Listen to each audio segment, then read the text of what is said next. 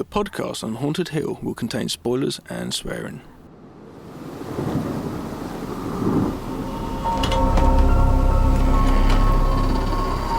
I am the devil, and I am here to do the devil's work.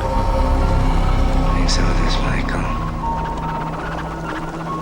Be one of us.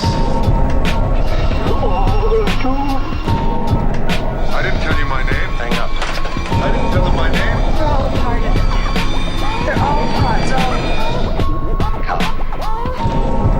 It is time to keep your appointment.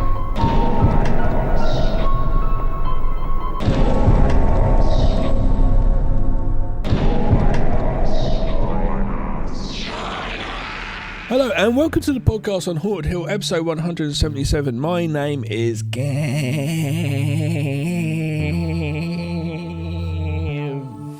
and I'm sitting here with... Wowie. My name is... It sounded like I was in the middle of something then. Oh, what could it be in the middle of? Cooking something, you're like, oh, that egg's going to spill out the pan. I was thinking more sexual. That's or what toilet. That's what I meant when your both. egg's going to spill out the pan. Hello, welcome That's to... a bedroom move, isn't it? The egg spiller. Oh. Well, talking of bedroom moves, this is a special episode. Yep. This is episode 177, the double bacon sandwich, as I like to call it. This is if you listeners hadn't noticed from previous episodes, Dan likes Kevin. It should be a name. Dan, when Dan met Kevin or something. Kevin Bacon is a bit of a legend. He's quite a versatile actor. Yeah. We've covered a couple of his movies. We covered Hollow Man. Is this all building up in a big round circle, coming back round to why you have this thing with Kevin Bacon?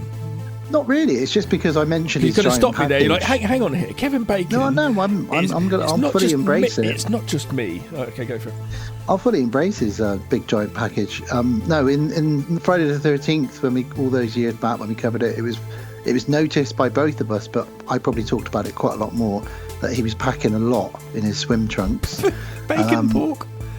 And he does like to get his dong out in quite a few movies. But he's a versatile actor. Oh, he did in the Invisible one, didn't he? We did covered. Yeah, Hollow Man. But also he did it in...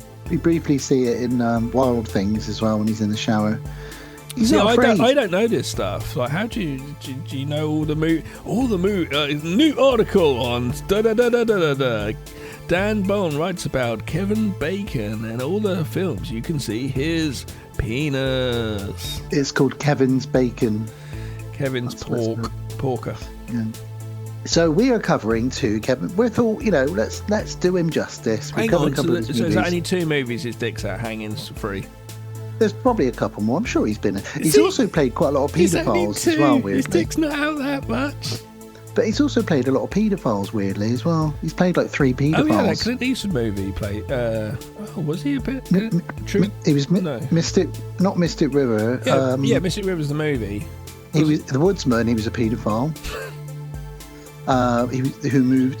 Whose house got moved next door to a school. You do get him every once in a while. Do you remember Patrick Swayze obviously hadn't had like many films for a while. All of a sudden he just pops up in Donnie Darko as a pedo.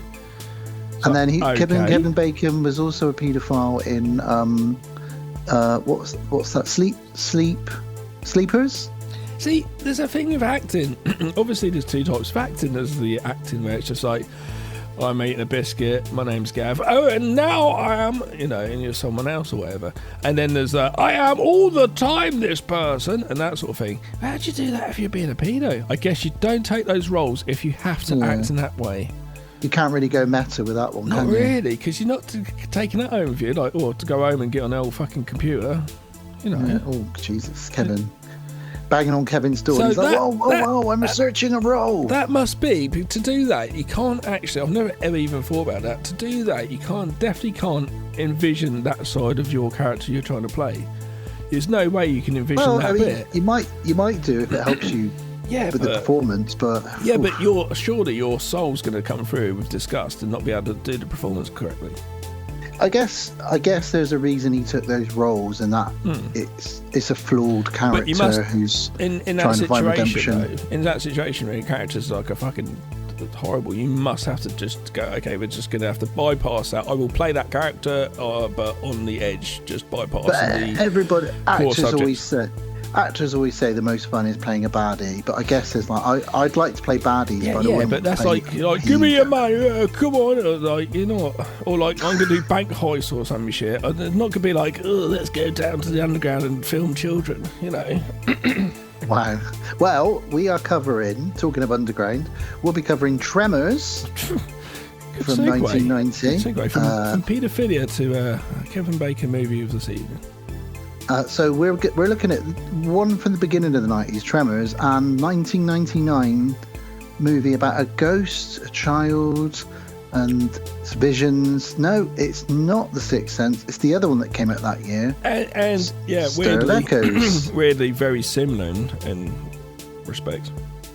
In some ways, but I think it's got more in common with The Changeling or The Shining. But now, it's quite funny at the time, then that would have definitely been a thing. But now, like, because it's so long past, you don't really put the films together the same thing. You can't go, oh, it's kind of like that, but you don't think they're around the same time. But you know. Every couple of years you get these movie twins, don't you, where you get like Armageddon and Deep Impact or whatever it is that comes out at the same time. It's happened loads. And it happened this year. We'll get into that. We'll talk about 1999 anyway, because for me that's quite a special year in the cinema and a lot happened. So we'll talk about that. But yeah, Tremors 1990, Stir of Echoes 1999. Probably Kevin's two biggest sort of horror movies, really, like Hollow Man, Friday the 13th. They're not really. He was only a little bit in Friday the 13th, and Hollow Man probably not as horror, although we have covered it.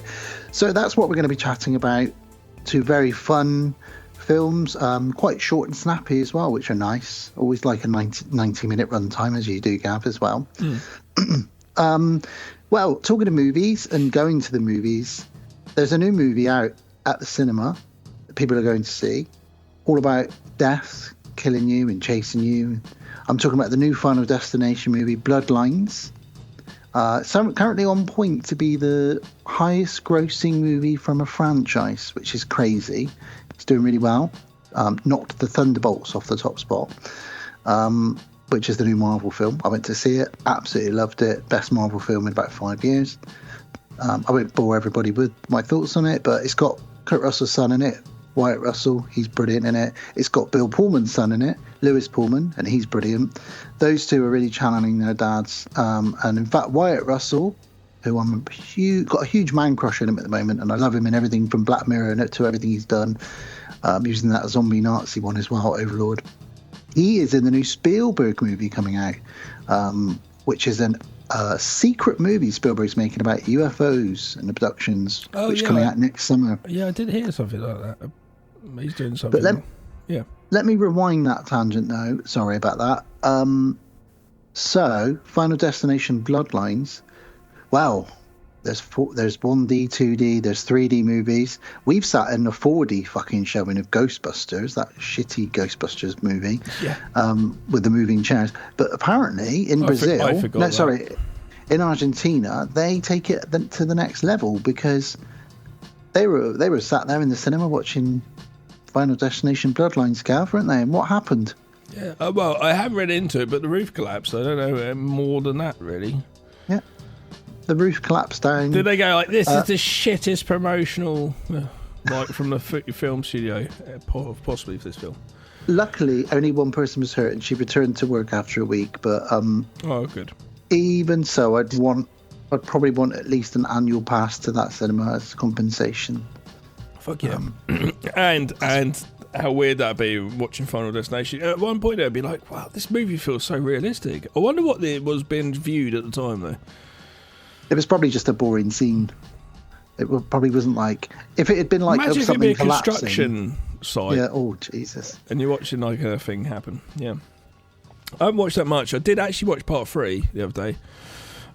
My middle child wanted to check it out, so we watched it. Because obviously the new one's out.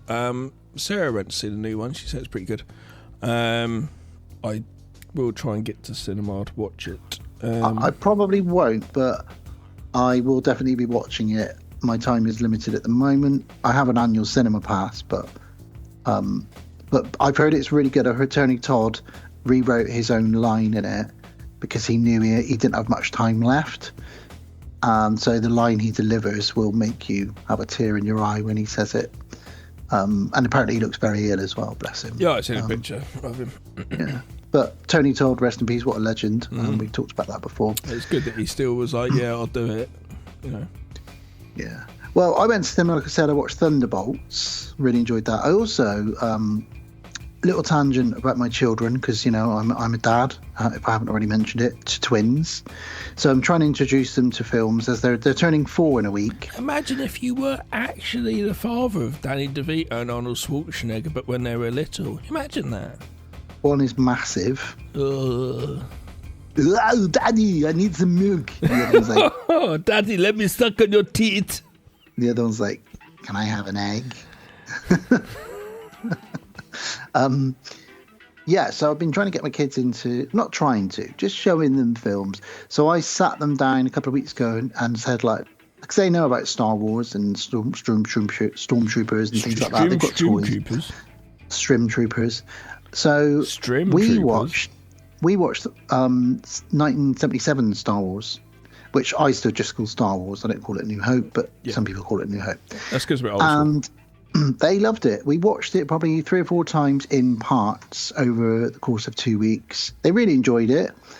Their takeaway from it was Chewbacca looks like me, apparently. They really like the wizard, Ben Kenobi. They called him the wizard. Oh, I love the kind wizard, Daddy. He's nice. I'm going to call him a wizard from now on. They really don't like C-3PO. They said he's too silly. I don't know why. They just said he's too silly. Yeah, they just don't. They don't know to articulate the correct word for him. He's just a bit shit, really. That's not silly. It's just a bit shit. But that's them saying he's a bit shit. What else did they like? They like the spaceships, the aliens. They loved all that kind of stuff. So that was cool. So I felt really good about Empire Strikes Back's going to give them a bit of a shock. Well, I skipped that. I skipped that one for the moment. Yeah. But I put on Return of the Jedi. Yeah. This week, and we watched the little bits of it. And this morning, before nursery, me and Jack finished watching it, the last sort of half an hour of it, and it was such a lovely moment. He looked at me and he went, it was as Darth Vader's face was revealed, and he said, "Daddy, why has he got boo-boos on his head?" And I said, "Oh, he's, that's what he looks like under his mask." And he said, "Is he someone's daddy then?" He understood, and I said, "Yeah, he's Luke's dad." And he was like, "But why were they fighting?"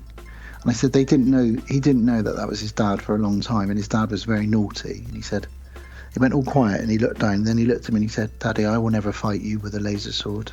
Oh. And I said, "Oh, thanks, Jack." And he said, "And I won't throw you into the sand with the big mouth in it either." I was like, "Brilliant, thanks, Jack. That's good to know. Good to know that your son won't throw you in the Sarlacc pit." It is good to know. Yeah, so that was cool. And the last thing really about that, I have been to the cinema another time, and that was because we're doing a thing at the moment where our kids are starting school this year, and they're in separate classes. So we're trying to get them used to not being glued to each other. So every weekend we alternate them, and I take one of them and my wife takes the other one, and we have a whole day with them. So last Sunday was me and Jack, and I took him bowling. He really wanted to go bowling. Right, let's go bowling. 9 o'clock in the morning. We're the only fucking people in there bowling away. And then I noticed that the cinema next door had a showing of The Princess Bride. Really randomly showing The Princess Bride. It wasn't like an anniversary or anything like that. They just showed it at 10 o'clock. So I went and bought tickets, and me and Jack went to watch The Princess Bride. And as our listeners will know, it's my favourite film of all time. Also one of Jack's favourite films, and Edith, but she wasn't there.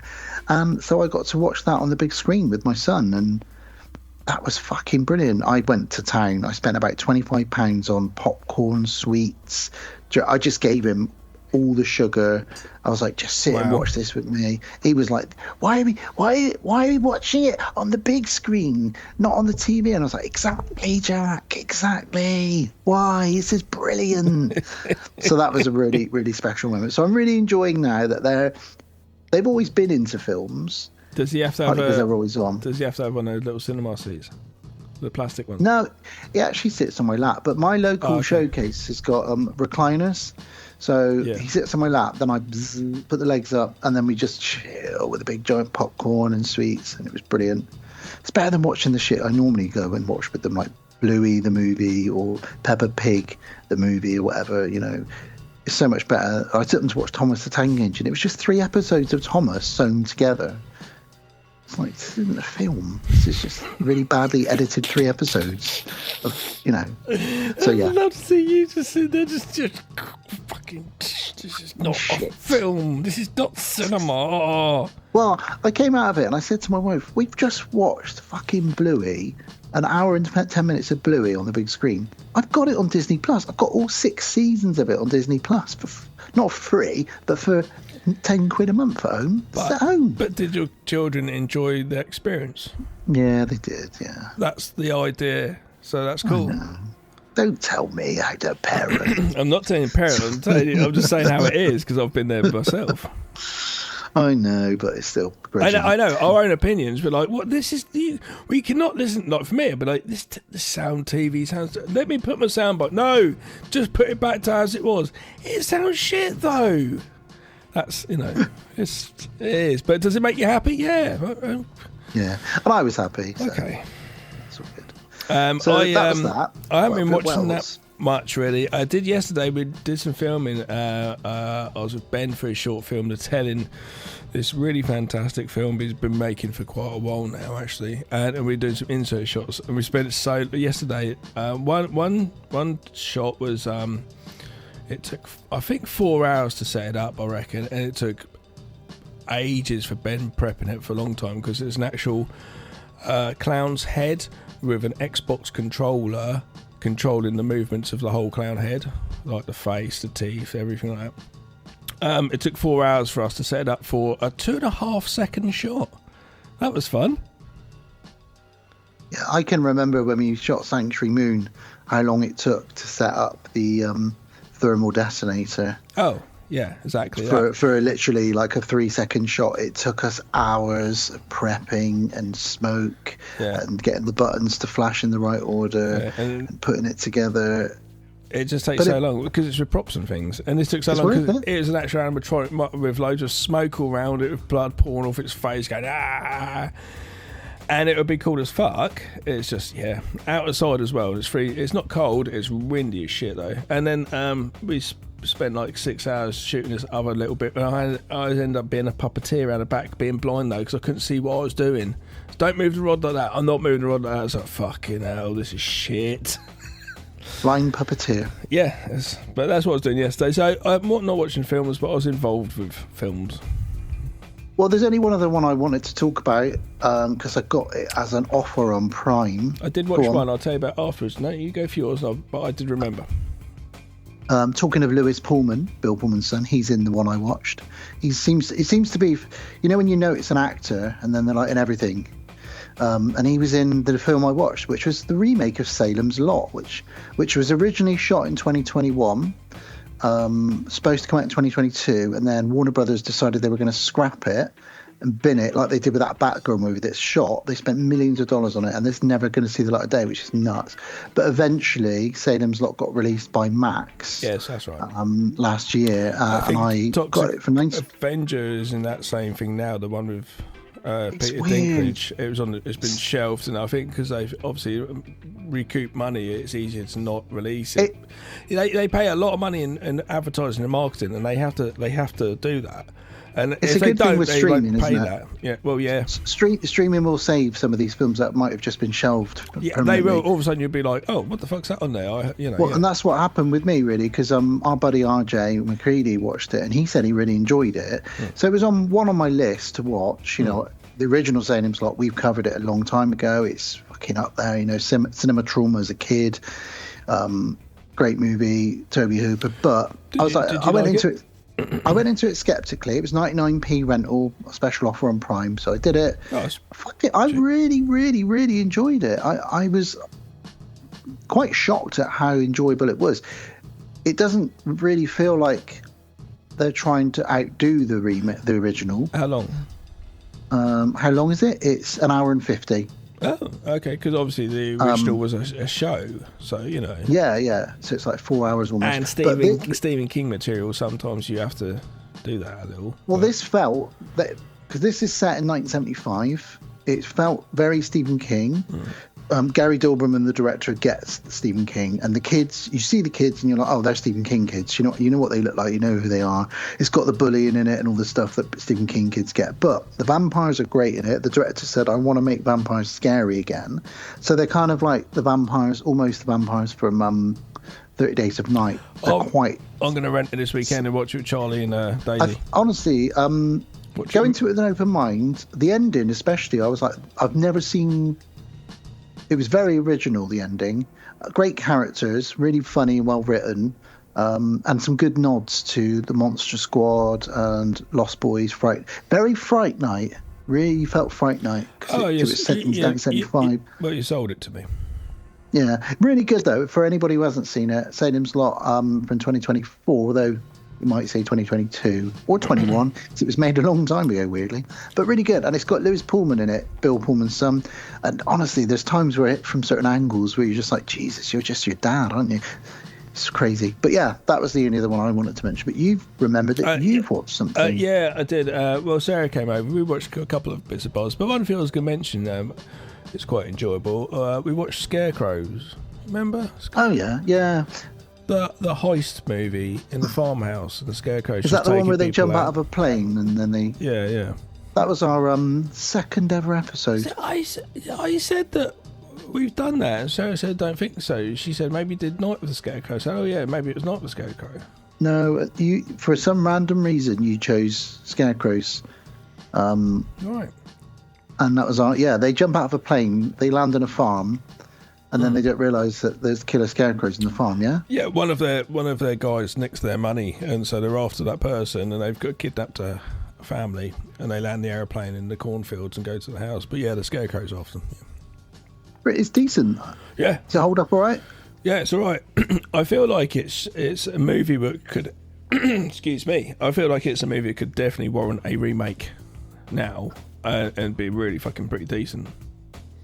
Yeah, you do catch these movies sometimes from the 70s. That's pretty underrated, you know. I don't know where that's playing. I'm sure you could find it fairly easily, but I think it's on YouTube, I think. Okay, yeah. It was at one point anyway. Yeah. That's decent. I might check it out again at some point. Yeah, it wasn't bad. I do like going back. It was in that big stack of DVDs I got off that geezer. Oh, yeah. Yeah. Anyway. You want to do this? Well, yeah, let's do this. Before we get into our first movie then, let's have a quick chat about Mr. Bacon. That's who we're here for. Really, not a lot to say about his life, really. Like, not to dismiss his life, but just more about the movies he's been in, really, and how diverse he is. It's all about his package with Dan. That's it. He's been in, comedies, action, superhero, horror. Very, very diversifying actor. He's very much Nicolas Cage in some ways, although Nicolas lately is more into his horror. But so let's have a quick chat then. So it started off 1978 in Animal House. Had a small role in that. I'm only going to mention the sort of more notable ones. He did a couple of movies then in 1980. People noticed him for a few reasons. Exactly. We spotted his package in Friday the 13th, the original one. So always brilliant when an actor starts out in a horror movie, Jennifer Aniston and Leprechaun or whatever it might be. Yeah. I love it when they start out in it. And he's never dissed it, he's never sort of said. In fact, Tremors was the one movie that he did diss initially. Now he's embraced it. Oh yeah, he had a breakdown after Tremors. He said to his wife, like, I cannot believe I've just finished and wrapped a film about giant worms in the desert. This is going to ruin my career. And actually did quite well in his growing cult following. Yeah, had a breakdown about, like, you still got a gig and you're an actor doing stuff. You're having a breakdown because that's a bit fucking pathetic. He still made thousands of dollars. Like, sort it the fuck out, Bacon. Hey, come on, don't diss him too much. He did a couple more movies, and then his breakthrough was arguably in 1984's Footloose. The town got that band music and dance, and he fought through it. I've never seen danced it, all on so his own. Have you not? It's decent. It's decent. I'm not going to watch it. It's not going to happen. It's quintessentially 80s, quintessentially Kevin Bacon. He did a couple more bits and bobs. He showed up in people often forget he shows up as a very brief cameo in Planes, Trains and Automobiles At the beginning, racing for right the at the taxi. beginning. Yeah. And then 1990 he made Tremors, which as I say, and the same year What else was he also- doing which made him so special? I'm getting on it. You carry on. he was doing a lot of sort of 'cause he's a pretty boy, so he was doing a lot of sort of rom-commy stuff, family comedies and thrillers, some sort of legal dramas as well. The same year that Tremors came out, though, he really made it with Flatliners. That was the movie everyone was talking about in 1990. It was an ensemble cast, and that was the one where he was kind of in that brat pack almost at that point. He also showed up the next year in JFK, which was an Oscar-winning film, and everyone was raving about his performance in that. And then he just kept on making hits, really. He's never been like he is a lead man, but he's never been fully acknowledged as that, because the following year he was in A Few Good Men, but people will really, really remember Tom Cruise and Jack Nicholson in that one. People are like, oh yeah, Kevin Bacon was in that too. He was in that as well, because he can handle the truth. And then a couple of years later, he was in Apollo 13, another Oscar-winning film, but unfortunately Tom Hanks swept the board that year. Even though he was in it, Tom Hanks was the actor that everyone talks about from that movie. The following year, he made Sleepers, which we talked about in the intro a little bit, where he played a paedophile sort of security guard of a children's orphanage, and What's that? who gets his comeuppance. Sleepers. Yeah. Oh, I haven't Really seen great that. movie, really can't dark, remember. really dark. Just to say, what he was doing made him feel so bad about doing Tremors. Just before that, he did The Big Picture. Remember that classic? Remember that? No, I don't. Yeah, brilliant. No. And then Criminal Law. Remember that classic one? Criminal Law. Yeah. And What a great name for a film. Lemon Sky. But Lemon Sky, that classic Lemon Sky. Is that the prequel to Vanilla Sky? I don't know. So like, it's not Yeah. Well, this is it. He's always been on the edge of smashing it, and I think he's over the years he's become a cult actor. and Tremors definitely helped him embrace that. That's for sure. Yeah. He then was in Wild Things, which everyone was talking about in '98 when it came out, because That was because of sexiness, wasn't it? all the sexiness in it. And he got his dong out in the shower. But after that, he did Stir of Echoes, Hollow Man in 2000. Did you happen to see that movie in the cinema with his dong out? I did actually, yeah. Of course you did. Yeah. I was in the front row, mouth open. Did you know it was going to happen, or was it a surprise? No, it was a lovely surprise. It was just as I was slurping on my vanilla milkshake. Oh, hello, Kevin. 2003, another big hit was the one you mentioned, The Mystic River, with the Eastwood movie, which is a great movie. Yeah, I've only seen it once, but after watch that again, it was pretty good. It's really good. Again, an ensemble cast, really. I think Sean Penn's in that as well. A lot of couple people, other 2004, he played a paedophile in The Woodsman, which is a great movie, but I probably wouldn't want to watch it again. It's like very dark, I've obviously. never seen it. I generally, since having children, generally don't go towards these films so much. Fair enough. He had minor hits here and there throughout the next few years. He kind of almost vanished. He was showing up very small roles. Yeah. And then randomly in 2011, Matthew Vaughn made X-Men First Class, and he played the baddie in it, a bad mutant in it. Okay. Yeah. I didn't So that know was random. That was great to see as well. Yeah. He also then showed up as a bad guy in another comic book movie with Ryan Reynolds called R.I.P.D., which is like Men in Black meets Ghostbusters. It's really shit. Don't know if you've seen it. I know of it, but I didn't watch it. Really bad. Then he did a great movie called Cop Car. I've seen Cop Car, that's quite good, where he's a Really good. fucking crazed sheriff. Yeah, and some kids nick his car and he goes absolutely turbo on them. Yeah. He also was in Black Mass, with that movie with Johnny Depp about the real life gangsters in America. Mm-hmm. Then moving forward, he's not really done an awful lot. Randomly showed up in Maxine, randomly showed up in Beverly Hills Cop Axel F, which I really enjoyed. I enjoyed that film, yeah. Yeah, and apparently, weirdly that you mention it, he is in The Toxic Avenger, which is supposed to be coming out at some point. Yeah. Randomly, he's in that as well. Okay. So yeah, he's also done a shitload of television in the last 10, 15 years and some voiceover work. And was in the Guardians of the Galaxy's holiday Christmas special as himself. I don't know if you've seen it, but it's very funny. Star-Lord, Chris Pratt's character, is obsessed with the 80s, and his favourite actor of all time is Kevin Bacon. So for Christmas, Drax, Dave Bautista, and Mantis come to Earth, kidnap Kevin Bacon, and they take him back to Star-Lord on their planet, and he's like, why have you done this? And like, well, it was the one thing that would make you happy. You've been very sad, human man, and we thought Kevin Bacon would make you happy. And Kevin Bacon's like, why the hell am I here on this planet? What's going on? It's really funny. He just plays himself. I have seen it, yeah. Yeah, it's really decent. Have you seen that's Dave Kevin Bautista Bacon. now? Yes, very thin. He's become a vegan. Yeah, well, I presume he stopped taking steroids. He stopped taking steroids. He stopped working out as much, but he's become a vegan as well. So he's incredibly thin. Yeah, but you can't. That's not. You can't. You can still be all right, But he's not taken on the protein like he used to. I guess. But he is a dramatically different size, though. Anyway, I'll tell you who. Random tangent. I don't know his actual real name, but the guy from My Name Is Earl. Yeah, the yeah, bigger, that guy, bigger yeah. fella. Yeah. He is. Oh, he was in Mallrats as well. Wasn't he? Scientologist, he is. It's a sailboat. He has got ripped. Have you seen him? Ethan Serpley. That's it. He's fucking ripped to the tits. That guy. Yeah. Would not have said they were the same person. Yeah, he was Good in for that, him. He was in that movie, that quite fun film, The Hunt.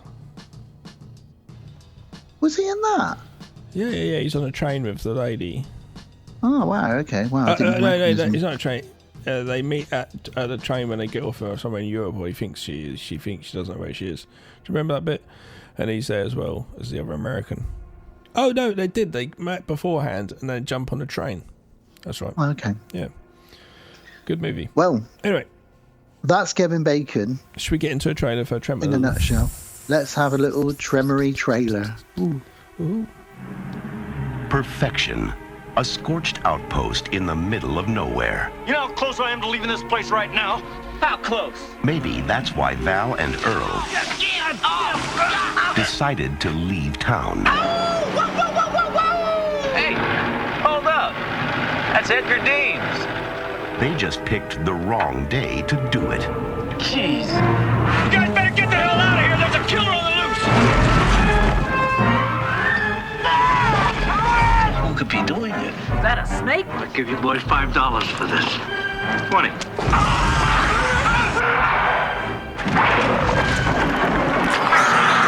That's how they get you. They're under the ground. What the hell are those things? How could they eat a whole station wagon? But where do they come from? I vote for outer space. No way these are local boys. You see, they're headed right for us. No Richter scale can measure it. They're coming! No scientist can explain it. Bert, they're under the ground.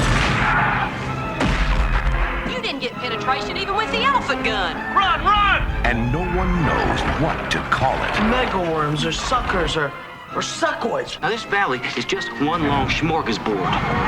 Now, it's up to Val and Earl to save the world. That's one big mother. Who died and made you Einstein? And they know just what to do. Flip for it. Damn. Kevin Bacon, Fred Ward, Tremors. Tremors from 1990, rated 15, an hour and 36 minutes. Natives of a small isolated town defend themselves against strange underground creatures which are killing them one by one. Nice and tidy, that. Yeah. Good film. Great movie. Yeah. Yeah. This was discovered by my mum and dad. It was on TV at some point and they recorded it. Oh, yeah. And it kind of fell into the same categories. Arachnophobia. that kind of movie. Yeah. My family were kind of obsessed with this for a while, and it's still a family favourite amongst my siblings. It's a fun creature feature, isn't it? It doesn't take itself too seriously. It's quite comedy as well, which is good. It's probably more comedy than Arachnophobia, actually. Arachnophobia is a little bit more scary at times, but also really leans into that sort of B movie. It came from the desert, that paranoia of what's underneath the ground, giant gamma radiated creatures. But have practical effects because it was 1990. Yeah, it's practical effects are really good in it. Yeah, really good. Some of the most expensive things in it were the practical effects, actually. Before we really dive into it, this film has spawned an incredible amount of sequels and a TV show. So I thought I'd very quickly mention those before we circle back around and talk about the one that started it all, because I think Kevin's only in the first one. So obviously Tremors from 1990. 6 years later, we got Tremors Aftershocks, which is where they can fly, if I remember rightly. Tremors 3, Back to Perfection, came out in 2001. Tremors 4, The Legend Begins, which is a prequel set years and years and years ago, back in the sort of cowboy days. Yeah, I've seen that came out in 2004. Yeah, I've seen that one too. Tremors 5, Bloodlines. I think that's the one set in South Africa. That came out in 2015. Yeah, I saw one in one of the later ones, which wasn't too bad actually, in the 2020s. That was the last one I saw, 2015, because there's been two more since then. Yeah. There's Tremors: A Cold Day in Hell, which is set in the ice. That was 2018.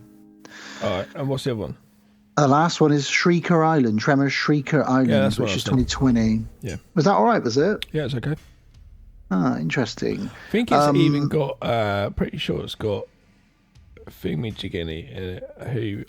Burt Gummer is in every single one of them. No, who I interviewed on here.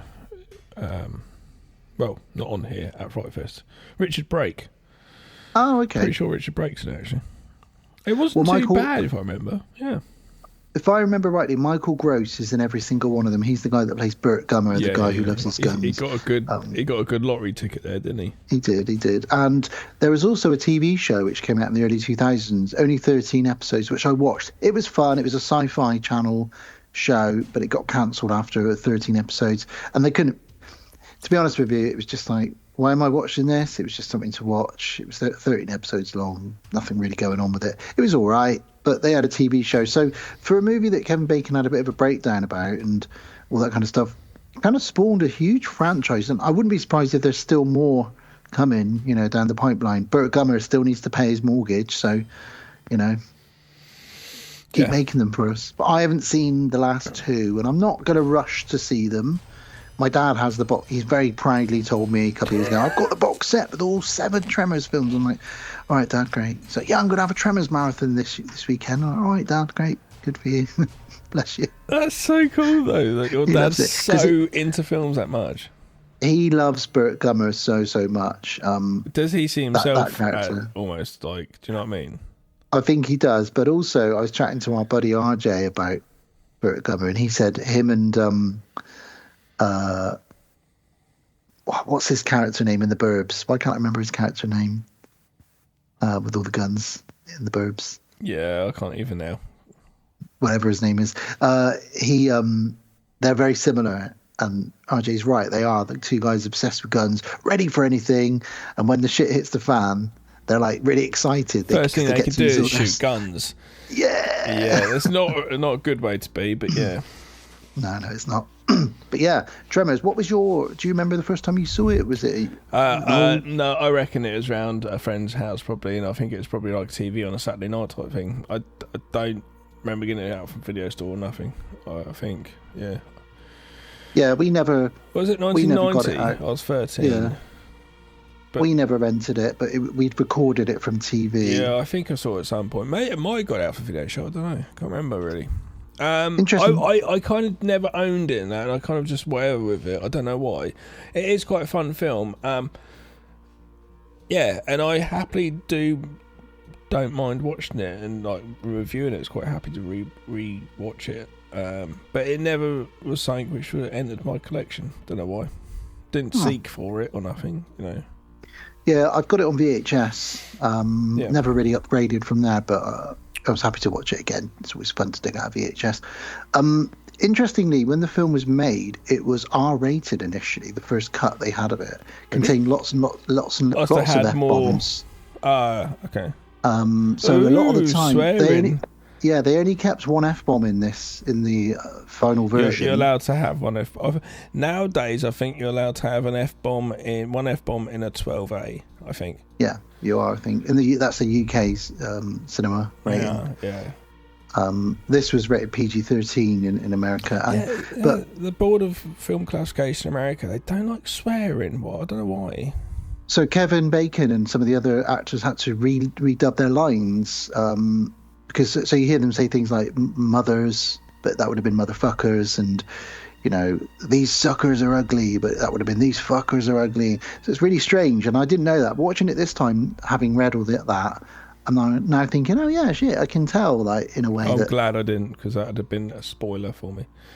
But it didn't need it. It makes it more of a family-friendly film, like Arachnophobia. Do you know what I mean? I showed it to Elijah one time, and he quite enjoyed it.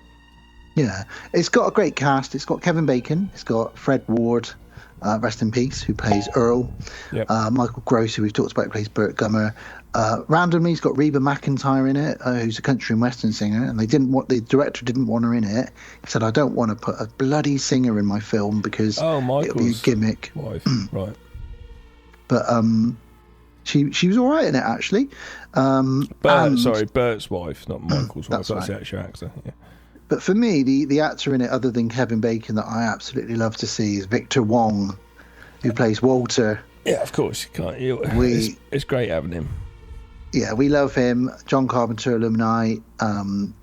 He's been in some great movies, and he's a great character actor, and he's really funny in it. And he gets to reenact a bit of a Jaws sort of moment, really, when he meets his end, as he's swallowed up. But all in all, it's fun.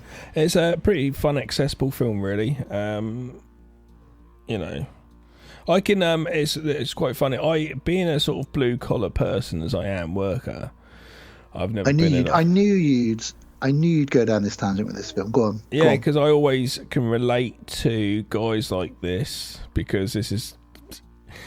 It's not. I do the odd shit that like sometimes be. What are you up to this week? Well, I'm doing this and I'm doing that and I'm doing some random shit because I could do lots of different things. So I totally relate to these two guys. I could be a third one there, just doing it as well, just going around getting some jobs, trying to get. Do you want that? Oh, I could do that for you. You know. Yeah.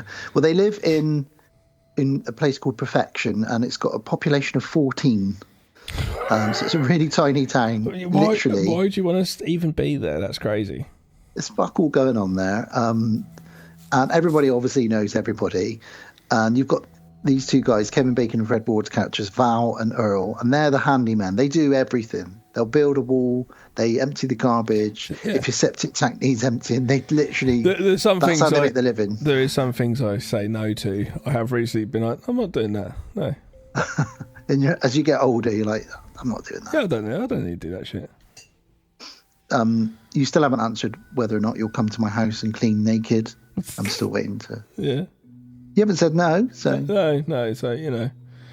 You could wear an apron. We should talk. We should talk off air. You know. Okay. All right. Well, let's kick off then. So we start off. It's sort of a western almost. This. Well, I do like the isolated desert-y type sort of vibe going on with this. Like straight away, these guys are just putting a fence up in the middle of nowhere, and I quite like it myself. I'd be like, oh, the peace and tranquility. I know, it's nice. Nobody around, amazing.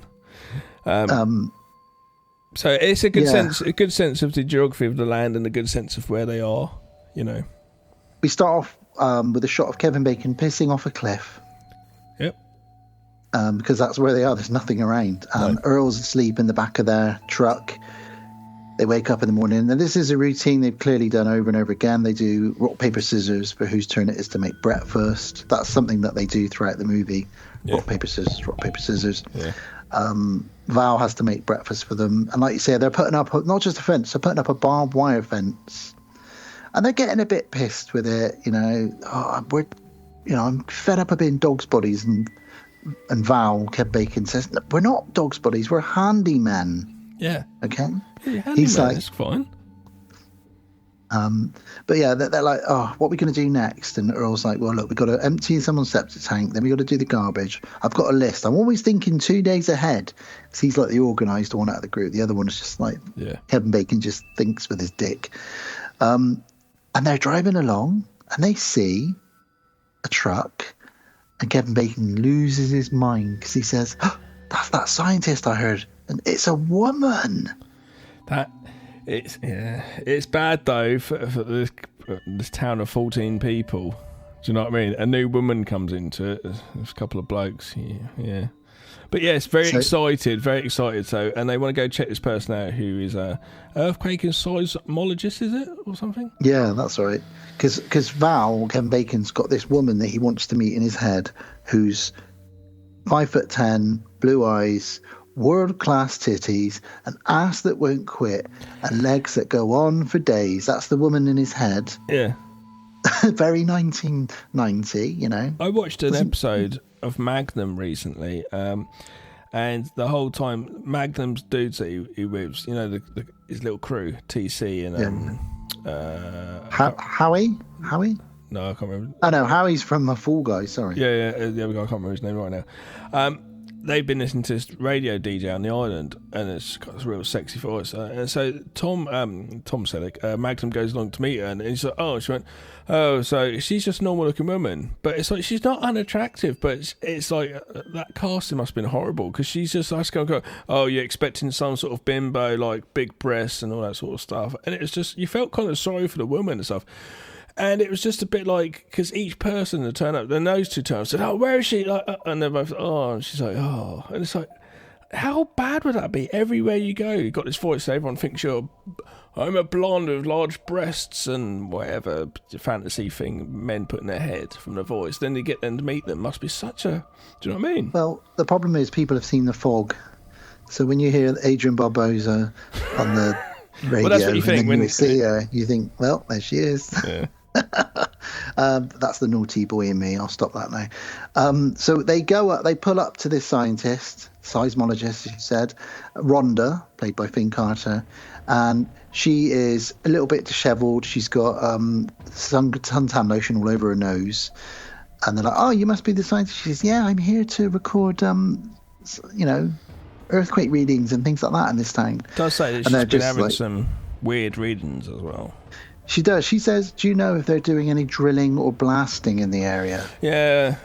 Obviously, she's getting something which is making her go, but something's going on here under the ground, but I don't actually know what it is. So, yeah. But Fred Ward Earl is like, I'll tell you what we'll do. We'll ask in time, and then we'll come back and let you know. And Val, as they drive off, says, why did you say that? And he's like, well, I'm trying to get you in there, trying to hook you up with her. Yeah, he is. So he's really trying to get his buddy. There's no cock blocking. They're not trying to block each other out of this. Yeah. This lady, though, may not be interested in either of them. Just, obviously, we find out she is, but, they shouldn't just assume. Yeah, I know. But yeah, so they go to the local store, which for a town of 14 is going to be the hangout spot. Of course. All the time. Like, what are you doing Friday night? Going to the local store. Saturday? Yeah. Local store. Sunday? Local store. Or whatever you do. So or it's stay Walters. at home. And there's no internet, obviously. So there's probably not even a TV. Can they get TV? They've probably got TV. They've got phone lines, haven't they, to the town? Yeah. That's it. There's not a lot to do there, is there? No wonder the kid is going around like the boy kid who's in the older brother in that program. Doesn't matter. The older kid in it, and they're always saying, "Don't do that! I'm going to kick your ass!" The whole time to him. No wonder he's doing shit. He's bored as fuck. He's like, what else he could be doing? Well, there's Mindy, the little girl. All she does is see if she can beat her pogo stick record. Yeah. Until she gets to a certain age and she goes, this is shit. I'm leaving. And just goes, yeah. So it's great little way of meeting all the locals. Really, we get to Walter's store. We meet Melvin, that kid that you mentioned. Yeah. Burt Gummer's there with his wife Heather, and they're the gun fanatics. Hangout spot. Yeah, Victor Wong owns it. Obviously, we know him famously from like Big Trouble in Little China. Yeah, and other stuff. And we get a little. They're taking the piss out of Burt. Oh, Jesus Christ, Bert, you're preparing for World War III. But obviously it's all going to pay off in the end because he's going to have all of his guns, etc. How weird that'd be, though. Come on, wife. We're just going to move to this town there's no people and just get loads and loads of bullets and stuff. What for? But he says, doesn't he, later on, he says that's why we moved here, because it's isolation. And if there was like a zombie apocalypse. So it's complete paranoia then? Yeah. Right. He said they've got like 6 months worth of food and water. Rather than just live a normal life, it's just be totally paranoid. Yeah, they'd love it. But again, Dan, if it makes them happy, let them do it. Yeah, if they want to go and watch the Bluey movie at the cinema, let them do it. Let them do it. We do get a little close-up of an earth tremor in the desert. Very simple shots. You don't need to see a lot, but the effects when they do come in later are really well done. The practical effects. Well, one of the things which I really enjoyed watching this time from a filmmaker's perspective, and especially the effects, is the simplicity of just setting up a few little explosion bits jotted along at different points. Then the camera being wide, so it goes ping, and some smoke goes up, like dust. Yeah. Then the next one, okay, do number 3, number 4. So it looks like something's under the ground going along, flinging up dust at times. So simple and so effective. And they also use what I like to call the Evil Dead cam a couple of times in this, where they're sort of showing you that there's something moving quickly under the ground towards one of our actors' feet. Yeah, POV. That gets used a few times. Yeah, the POV of the bad thing. Yeah. Yeah, the graboid. And generally, the above looking down, seeing the ground like come tunneled, so to speak, shaped coming along underground. Yeah. That's just excellent, you know. And there's some good sound effects as well, because this earth tremor we're talking about at the moment, it's then the Evil Dead cam follows Rhonda as she gets back into her car, and we just hear like a screech, and we think, what was that? Was that her car? Was that? We're not quite sure what it was, and you hear that a couple of times. So we're already aware that there's something under the ground, not quite sure what it is. And, you know, I think when people first saw this, they didn't realise that those first things we see, obviously that's just the tongue of one of these things. We thought those were the actual things, but when you get to see them later on, and they're absolutely massive, that's brilliant. And it's done so well. They're fantastic effects when they are seen. They look so good. All practical. But we cut to Earl and Val on garbage duty. Well, they're doing drain clearage. They bag up some garbage too. Then they cut to the septic tank emptying as well. Yeah, brilliant. They get covered in shit. Definitely. You got to say that's going to be a point when you're like, we're getting out of here. Funny enough, their next action is, yes, we are getting the fuck out of here. Yeah, because the septic tank blows back and they get covered in shit, and they just pack up all their stuff from their trailer into the back of their truck, and they are out of there. The thing is, the townsfolk need a couple of blokes like this who will clear blocked shit drains. Yep. So they're going to be like, oh no, you've got to stay because we've got so much more work you can do. Yeah, because Nancy, who owns a shop, she says, well, don't go yet, guys. And they're like, no, sorry, Nancy, we're leaving. We got bigger plans out there somewhere on the horizon. And she says, but I need someone to build a wall and a new kitchen for me in my restaurant. And it'll be about a month's work, and I'll pay you in money, and I'll give you free beer every day. And they look at each other, and obviously you'd imagine that is the kicker. We know that they're going to say yes to that. Cut to... They don't. They drive off. And they're like, I can't believe we said no. Whoa, they feel free, Gav, free. They're so happy, and they're driving away, and here we go, and all of a sudden, it's like, look, there's our buddy's truck. What's going on? What's he doing? Is he up a pole? What's Edgar doing up that pole? What's he doing? Right, pull over. Let's go have a little look, shall we? Edgar. I think he's asleep, obviously. Your wife's going to kill you. We're going to have to go up there and get him banged. Yeah. We get a great crane shot. You know, this is 1990. This would have been shot in 1989. Bacon climbs up this tower. He does. And as he gets up there, he realises Edgar is dead. Deadgar. Dedgar is dead from dehydration. Yeah, he's all sort of blistered in the heat. Been sitting up and, there for 4 or 5 days, we find out. Yeah, because they called the Wow. doctor. The doctor says, well, he died of thirst, and that would take 3 or 4 days. And they're like, what? What the hell? What was he doing up there? What would he been afraid of? That's crazy.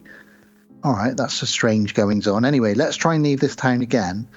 But obviously, the more they try and leave, the more these strange things start happening, because we then see the farmer with his sheep. This is cool. I really enjoyed that bit then goes straight to this. Very, like you say, arachnophobia, but I really like this progression. Yeah.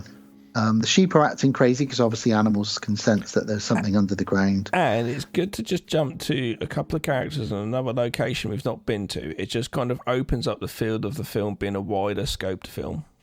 And it's great because there's only 14 people in this town. We will see them all. You know, it's not like, you know, you don't need a 10-part Netflix series to explore all these characters. We're just quickly getting a little glimpse, and some of them are just going to die straight away, like this farmer. That'd be a rubbish TV series. I mean, they made a TV show of it, but... So the scarecrow gets pulled into the ground behind the farmer. Then he's pulled into the ground, and that's kind of all we see of that. Then we see some guys with pneumatic drills, and they're drilling into the ground, and we think, well, there's something under the ground that's probably not very good. So what's going to happen next? So Val and Earl, as they're trying to leave this town once and for all, they then see all the dead sheep. Kevin Bacon says, what the shit? Which probably would have been what the fuck originally. And they can't find Fred, the farmer. Where is he? Oh, look, there's his hat. And very quickly, when we cut to that scene, it was quite a nice little scene with a farmer just doing his thing, and all of a sudden the sheep start being a bit disturbed, and he's like, what the fuck's going on? And all of a sudden, whoom, and he's taken down. It was a nice little quick thing which we needed in the film, but it was really good. Yeah, because the scarecrow gets taken out first. Yeah, I quite enjoyed that. Just to add a little bit of horror. Yeah, I quite enjoyed that scene, actually. And what's really cool is when they find his hat, Bacon lifts up his hat, and obviously underneath it is Farmer Fred's face sticking out from under the ground with his mouth open. Which is and a bit like, cool what the fuck? Well. Yeah, totally. Yeah. Again, something really simple you can do as well. Bury someone underground and just have their face popped out. So they speed back to town. They drive past those guys with the pneumatic drills, and they pull over and they say, you got to get out of here. There's a psycho on the loose, hacking people up and chopping their heads off. That's so good. These other two bloke workers. So these are 2 bloke workers in their truck, and these 2 other bloke workers at the side road doing some drilling and stuff. I've been in a van with multiple guys in London shouting out stuff to strangers. It just happens.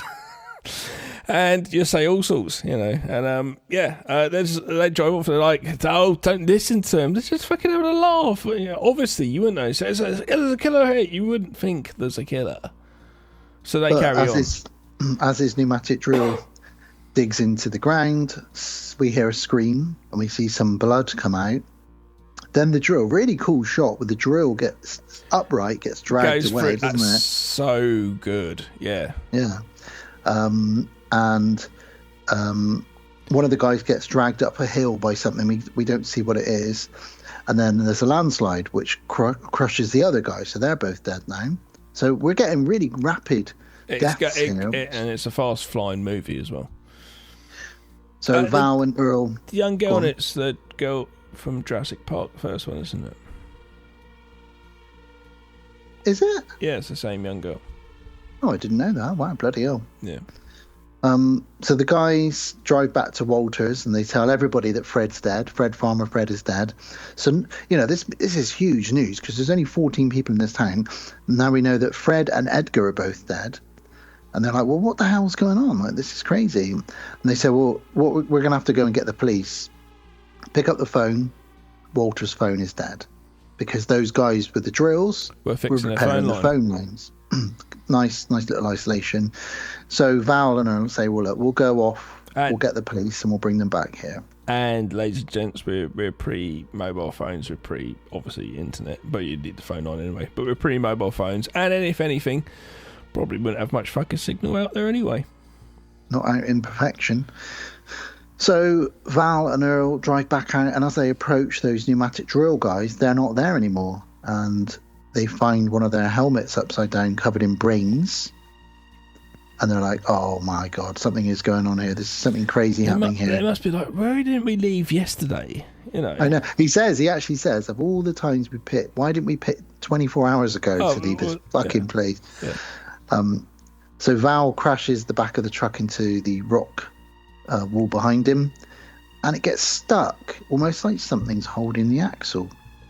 And he manages to get away, drives back to Walter's, and they see a creature hanging on the back of the axle. And they're like, what is it, a snake? Is it an eel? I like the way they're all sort of like, an eel? No, it's not an eel. An eel lives in the water. And they're sort of all figuring it out. And because Burt Gummer is so brave, he picks it off with a stick, and it's dead and it stinks. They're all speculating what it is. They sit inside. Walter, being Walter, the man who runs this shop, and he's a wheeler dealer, is like, I'll buy it off you for $15. And they're like, all right, great. And then he gets everyone to have a picture with it. And he's going to sort of try and make some money out of it. Almost like one of these shops that says Bigfoot lives near here, you know, that kind of thing. So I love this. They're discussing, what do you think this could be? Aliens? It could be a government experiment. It could be radiation, mutations, that kind of thing. So they're kind of ticking off all the boxes, you know. I've never seen a snake like this before. What could it be? And again, we know that this isn't the creature. This is just one of its tongues. Yeah. But they haven't found that bit out yet, which is really cool. Yeah. Now, my favourite scene is next. So this is another. This is not townsfolk, is it? This is just. Yeah, this is the doctor and his wife. This is the doctor. Is it in the caravan? Yeah. Yeah. So the doctor and his wife are out camping, probably on the outskirts of town, and they're packing up for the night. They're sort of thinking about tomorrow we need to go and pick up this. Yeah, we're going to do that. He's a doctor, but he also is a jack of all trades, like everybody in this town. And this scene, it's just brilliant, absolutely brilliant. Suddenly all the generator goes off and all their lights go off on their campsite. And they're like, what the hell's going on? I don't know. Let's go and check the generator. The generator's not there. What do you mean it's not there? And it's been pulled into the ground. There's a little hole in the ground where the generator used to be. Yeah. So they pull the cord, and it's been bitten, and then they see the generator fly up like 20 feet away out of another hole in the ground. And what is it? Is it a gas burst, like a geyser? I'm not sure what this could be. And then Dr. Jim is pulled quite horribly, feet first, into the ground, and he screams, doesn't he? He's like, help me! He's got my legs! He's got my legs! And his wife's like, oh my God. She puts like a plank across the hole. But whatever's pulling him... Yeah, but whatever's pulling him, he just snaps straight through that plank, and then he's gone. I thought it was quite good, quick thinking to put the plank there. Yeah, I mean, all of the people that live in this town are all pretty outdoorsy. You got to be savvy. And then a little snake pops out of that hole where her husband once was, and sort of screams at her. So she legs it back to the car, and while she's trying to start the car, like a big, horrific, giantly glory hole, isn't it? Full of earthly, giant, slimy snakes. Glory hole of death and destruction. Well, she jumps in the car, and this is a bit of a Cujo moment here now, because there's snakes all over the window, and it sort of licks it and puts saliva all over it. She accidentally flicks the radio on, which I love, that there's just a country and western song playing. It's about cowboy love. Tonight's the night to love a cowboy. But what happens to the car, Gav? Well, the sound obviously makes it antagonise the Tremors more, because they don't know yet, as we know, listeners, because you've watched it, and if you haven't watched it, what you're doing. As we all know, that they are attracted to sound. That's how they use their hunting skills. So yeah, the car gets sucked into the ground. It's brilliant. It's so simple. And the headlights, but it's quite not simple, but you know. Especially the final shot, because all you see from the final shot is, from the distance, two lights going up into the sky. It looked like animation, didn't it? And then they just vanish. Yeah. We know that the car's... But it works. It works so well. It worked really well, and because you just have to cut away, and then you just, from a distance, like you say, see these lights go up and then just then stop. So, yeah. What really sells that scene, though, is the acting, particularly of the doctor, the guy Jim. You know, he's really screaming in agony and pain. We can only imagine what's happening to him under the ground. You know, it's horrible. So cut back to Walters, and he's having more pictures taken with people. Bert's getting ready for war. You know, he's getting his guns ready. And he says, we're completely cut off here. That's why we moved here. There's no way, you know, we could we could reach anybody really. And then somebody has an idea. What about if we rode a horse to the next town? Yeah. And Again, Walter's they don't know sounds the alerter for this. Walter's like, well, I've got 2 horses. Great. So who's going to ride them? Kevin Bacon and Fred Ward, the heroes. So they've tried to leave. They've gone from covered in shit, right, we're out of here now, let's leave, to suddenly there's been about 5 people die, and they're now having to ride horses like cowboy heroes to the next town to alert the police. Yeah. Jesus Christ. It's not easy for them, is it? So they head off at dawn. We get some beautiful scenery and shots now of them riding huge sprawling landscapes. And they arrive at the campsite of Dr. Jim. Dr. Jim. And they get there and they say, for Christ, Jim, I'm a doctor, not a whatever. No, they don't. They get there and they're looking around thinking, well, where's Jim and his wife? This is crazy. Why would they just abandon the campsite? And then I love this follow-up scene. He says, where the hell's the goddamn golden oldie coming from? And they can hear music playing. They're not sure where from because it's quiet. So they walk over and they kick a bit of metal and they brush the dirt out of the way and they find the headlights of the car. Yeah, it's cool. Really, really cool. And even cooler, to do that effect, you don't even need to have a car under there. You just have a battery going to a bulb in a light and just the front of a light and just have buried in. It's fucking easy. Just the bumper of a car. That's it. Yeah. Real good. Really good stuff. So they jump on their horses because they know some shit is going down now, and they ride off really fast. But Gav, horses' feet make vibrations and sound, don't they? Again, they're not aware of this shit, Daniel. And the horse gets scared. Suddenly, it gets pulled over, and we see some tentacles attacking this horse. And he says, God damn it, Val, they're under the goddamn ground. Yeah. So they realise that whatever is doing this is under the ground. And the poor horses get it. Yeah, the horse does. Horse gets killed and eaten. The ground splits. Well, there you go. Fuck, so they just run and they jump into a ditch eventually after a little bit of a chase, seeing this thing chasing after them. Yeah, we get underground POV as well. Yeah. Something moving through the dirt, which is cool. But as they jump into this concrete river reservoir, which essentially it would be, this thing's just stomping through the ground and just comes up to the concrete and it knocks itself out and it does break the concrete and comes through, so you got this big massive fucking monster worm's mouth just coming out through the concrete. Looks so cool. Great practical effects. That's probably like impressive practical effects. The size of the shark from Jaws, maybe bigger. Just before that as well, really nice bit of circular poetry almost, is those fence posts they were putting up in the opening scene. As this thing's chasing them, the fence posts they spent ages putting up are all getting ripped out of the ground by the things that goes underneath them, which is quite cool. But yeah, you're right. It smashes through the wall. It's dead. It's knocked itself out, or it's dead.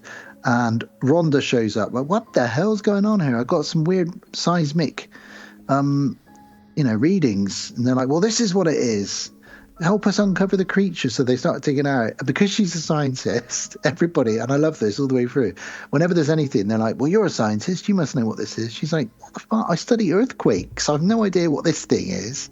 I couldn't tell you what this is. At least though, because that's what you do. You just assume because someone's like, you're a doctor of something. You're like, oh, you're a doctor. No, I'm not a doctor of that.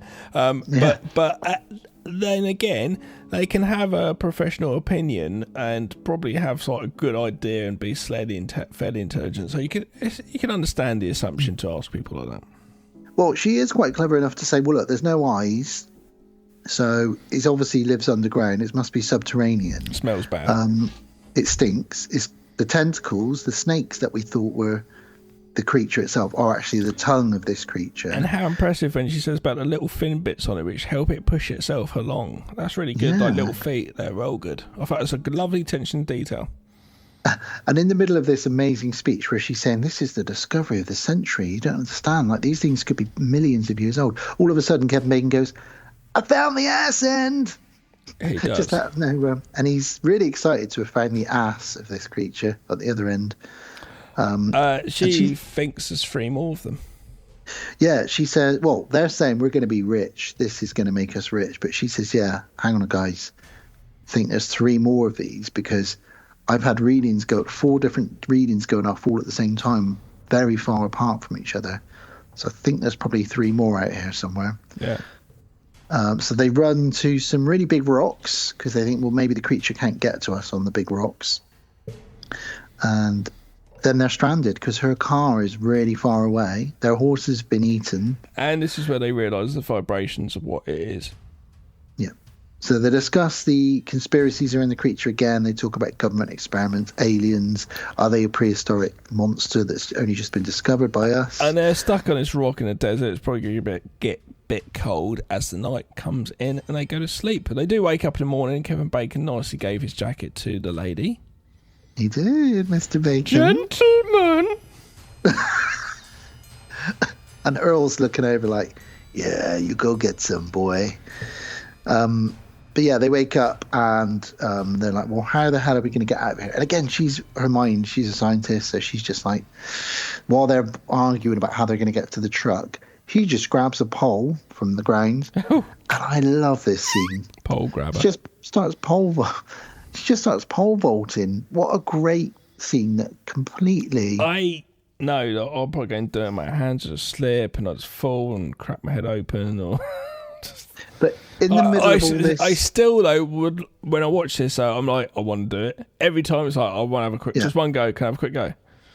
Exactly, because in the middle of all of this horror and monsters... There's a montage of them just over rocks. Kind of feels like a very 80s. It is, it's 1990, so they would have been shot, actually, in probably 89, so it's tail end of the 80s. It is a very 80s thing to do. A nice fun montage with all 3 of them doing something, and it's visually looks great because they're all going like all 3 of them going over the rocks, and you've seen this in other 80s films, this sort of thing happening. And this scene is the first scene that was written, actually. The person that wrote this came up with the concept because he was on a rock once and he thought, what would happen if I couldn't leave this rock and there was something under the ground? Was he M. Night Shyamalan? Maybe. Yeah. But yeah, so they pole vault all the way across until they get onto her truck. They drive, even though something tries to grab the truck, they manage to get away, and they drive all the way back to Walters. They explain everything to everybody at Walters, because everybody is at Walters, they always are. They explain about the tongues, how it travels. Walters is the place to be, that's why. It's the place to be. No. I bet Walters got, like, at night time when the kid goes home, okay, guys, got some whiskey, some cigars, and some porn. Let's play poker. Let's play poker and watch dodgy porn videos. They wouldn't really have much porn now, I don't think. I reckon this one magazine gets shared around all the lads. Oh, Jesus. Hope it's laminated. Walter's more interested in what we'll call them.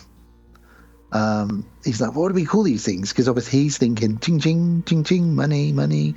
And they're like, what should we call them? Snakeoids? Graboids? I don't know. They end up calling them graboids because in the sequel, there's a graboids arcade machine in Earl's trailer. I remember that.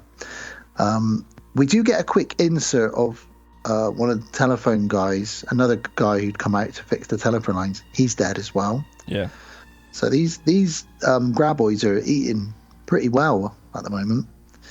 So they look at the map. They're trying to figure out what they're going to do. And they figure out that the attacks have been happening all the way along the cliff edge, heading towards the town of Perfection. And they're headed right for them. What are we going to do? I don't know. Hang on a minute. What's that sound outside? It's Melvin with his basketball bouncing it on the ground, Gav. Fucking Melvin. Everybody hates Melvin. This is the one from earlier. Melvin! Melvin! And he's like, what now? I think he's got headphones on. I can't remember. Anyway, his basketball gets grabbed and he climbs up a pole. They all disperse up onto various roofs and buildings and sheds. And there's one of them under Walter's shop. And they say, right, don't forget, you've got to keep really quiet because, these things hunt by sound and vibration. And then all of a sudden, what do you hear? Fucking pogo stick. So they're like, what the fuck? And they all look out like, oh no, because they know what's going to happen. And they go, Mindy, Mindy. But Mindy can't hear them because she's got her headphones on. So what does he do? Kevin Bacon, the hero he is, he runs out, he grabs her. And then this is where they realise that there's two of them. There's one under Walter's shop and another one underneath near the big water tower. Rhonda trips over. One tries to grab her. She gets tangled up in some barbed wire. Starts pulling her. So Val saves her. Yeah. But Kevin Bacon says, "Take off your pants." Apparently, they didn't rehearse this shot. So the first time, the one and only time she ripped off her trousers in front of Kevin Bacon was this shot. So her reaction is real, as she sort of half giggling, half... As you would, if I was ripping off my trousers in front of Kevin Bacon, I'd be giggling a little bit as well. I'd be a bit nervous, but a bit excited. It's such a weird movie to watch you in it, just you taking your trousers off, giggling to Kevin Bacon, handing him your trousers. I'd play the seismologist in this. That'd be brilliant. He runs with her. With the conversation I had off air earlier with your wife discussing AI, I actually went into the fact that how good it'd be to remix movies. I can't wait. You can remix Tremors and be actually that character ripping off your trousers. Just to say. Brilliant. As long as we can put you in it as Walter. You could actually be in Wild Things if you wanted. You could being John Malkovich. You could just... But I could be every character in Tremors. Even the worm. Yeah. Even the worm coming out the ground. It's so ugly. We could play being Gav and you could be inside my head as well. Yeah, we could do so much with AI. It's going to be great, isn't it? Yeah. I can be Jackie Chan. Absolutely. I could be He-Man. Yeah. Oh, boy. There's a really, really, really, really fantastic effect here of the wooden decking outside Walter's shop as Kevin Bacon and Rhonda run back to the shop. It's really good. What they did was they had a line, like a tow cable underneath it. They just put it along with a big and they just finger pulled there. It along, yeah, and ripped it up. But it looks so good. They all jump in into the shop, and they all sort of sit in there really quietly in silence. But of course, Walter's got one of those big freezers that comes on every sort of hour for 20 minutes, keep it nice and cold, and that creates a huge amount of noise and vibration, and that attracts one of the creatures.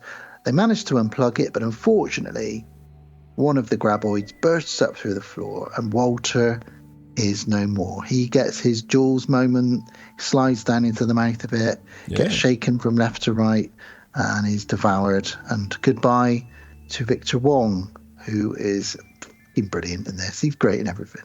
He's so dry. You leave Jack Burden alone. Oh, he's so... Yeah, I know. So they all managed to get onto the roofs of the building. That's right. Apart from Rhonda, who falls out of a window and she has to climb up the water tower. The rest of them are up on Walter's roof. Bert and Heather are out trying to track these creatures because they don't know the extent of what they're dealing with yet. So Bert and his wife are out trying to track them. They radio Val. So they got CB radios, yeah. And they're like, look, we're in a bunker full of weapons. You know, come here. We've got food and water. It's going to be great. And they're using this sort of grinding machine to grind up and recycle old bullets and make new casings, I think, isn't it? By the looks of it. I thought it was just cleaning them. Maybe it is. I'm not quite sure. It's got sand in it. I'm pretty sure that's just cleaning the bullets. You need clean bullets, Gav, don't you? I know so little about guns. Probably just shakes off all the dust and shit. I don't know, fuck all. I'm probably wrong. I know so little about guns. If someone handed me one, I'd probably shoot my own foot off. Honestly, I know so little about guns. I've held a gun once. Yeah. Not as in. I mean, I've shot a gun on a clay pigeon range. Yeah. I know you fired a machine gun when you were in LA. I've held a real gun once at a party. Yeah. Not proud of that, but someone passed. I think I've told this story on the show before. Someone handed me a gun, this gangstery guy, and said, "Have you ever seen a real gun?" And I said, "No." I was very drunk, and he handed me a gun. And I was like, "What the fuck?" And then I handed it straight back to him. I thought, "Why have I touched that?" I was about to say, "Here you go. Here's my fingerprints." I know. I was a bit paranoid for a few days after that. Yeah, because he could have just then put that easily into his pocket. Yeah. Bit silly of me, really. Yeah. But that, that's incredibly rare in the UK. Yeah, to see that sort of thing. So back to Tremors then. So this machine that they use to clean the bullets, unfortunately, creates a lot of vibration and noise. That attracts one of the graboids, and they radio, "Get out of your basement! They're headed towards you! They're headed towards you!" It smashes through their basement wall. That they built their bunker underground, Gav.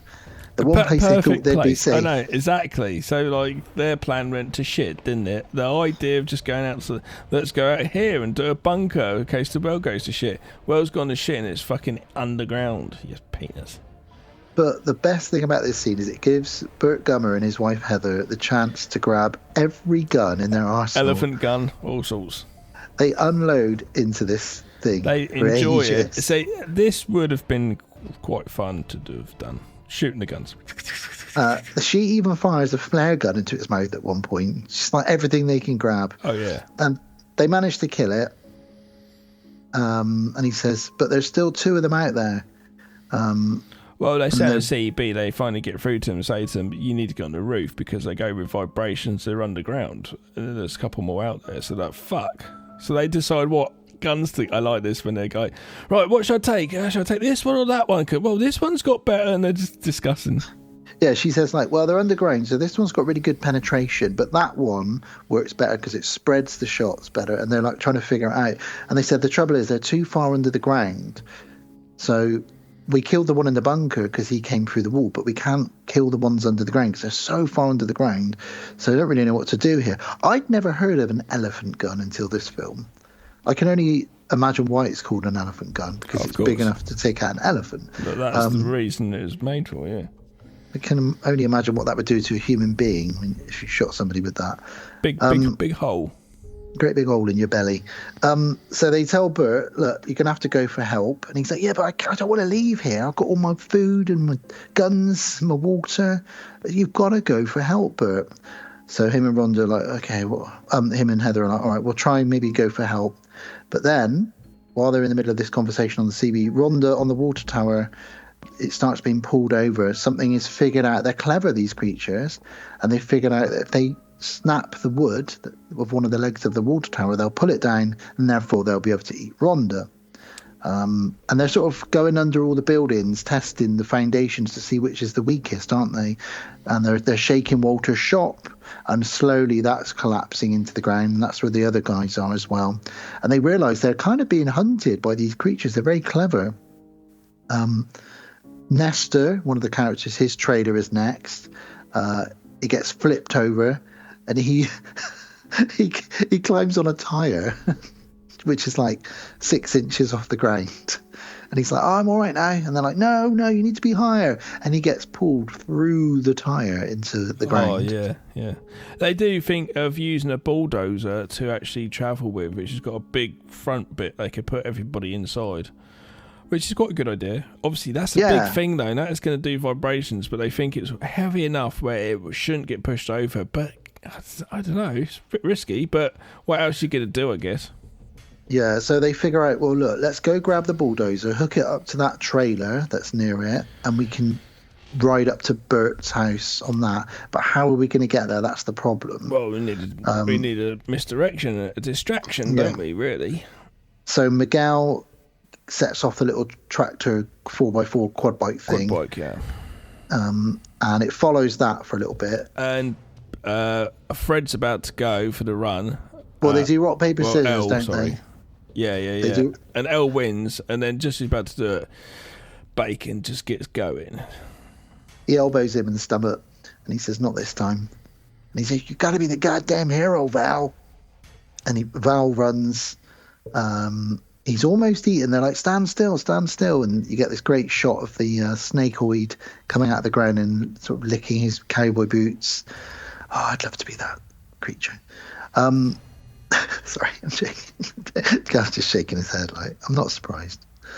So he jumps on the bulldozer, hooks up the trailer, drives it back to them. Meanwhile, Bert and Heather are making bombs. Not Whoopi. They're not making whoopee. They're making bombs, not sex bombs. Actual bombs. They're so fucking good. Sex bombs, actual sex bombs. Tom Jones is what he's singing about. Sex bomb, and it's actually this bomb which you throw it. And it's just sex. I don't know what that means though. Could be the smell. Jesus. Well, we get this really heroic shot now of the JCB, the bulldozer driving up towards Bert's, and they're cheering because everyone's in the trailer. It's really cool. They all jump it. Bert and Heather jump in it with their bombs, and they say, head to the rocky terrain because they can't get to us on the rocks. All right, that's great. Let's go. And the creature does try to pull the bulldozer in, but it can't. And they set a trap. The graboids dig a trench ahead of them, which is so clever. And then the JCB falls into it, which means they're at sort of a lower level now and they can be picked off. So Bert throws one of his bombs, which is fucking a huge explosion. And they're like, Jesus Christ, Bert, what the hell was in that? And all he says to them is, just the right amount of several household chemicals. That's all he says. It's the proper proportions. Okay. So that it scared them off, though. So they figure out these bombs do scare them off. So their plan is throw a bomb in front of them, duck, wait for them to run away, run a bit more, throw a bomb, duck, wait for them to run away, and try and get to the rocks that way. It's not a great plan, Gav, but it's all they've got, really, isn't it? Mm-hmm. So they manage to make it to the rocks and then realise, what are they going to do now? Yeah. We're stranded here. Yeah. And Bert's saying, I've got fucking food and water and guns in my bunker for 6 months. Jesus, what are we doing here? Yeah. They have a few arguments, and then they say, actually, you know, let's try and kill them then. There's only 2 left. Let's lasso a bomb, throw it out, try and blow one of them up.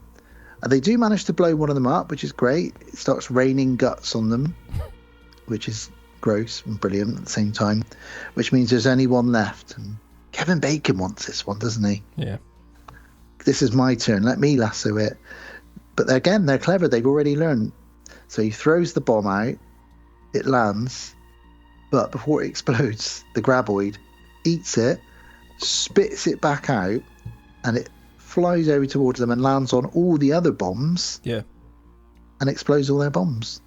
They're fucked. What's that? So Val and Earl are the only ones left on the ground. It's a really clever creature. Val's got one last bomb left.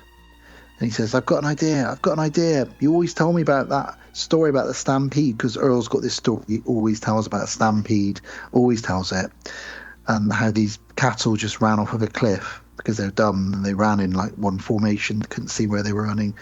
So Val just runs, Kevin Bacon runs towards a cliff, and the creature's chasing him and chasing him and chasing him.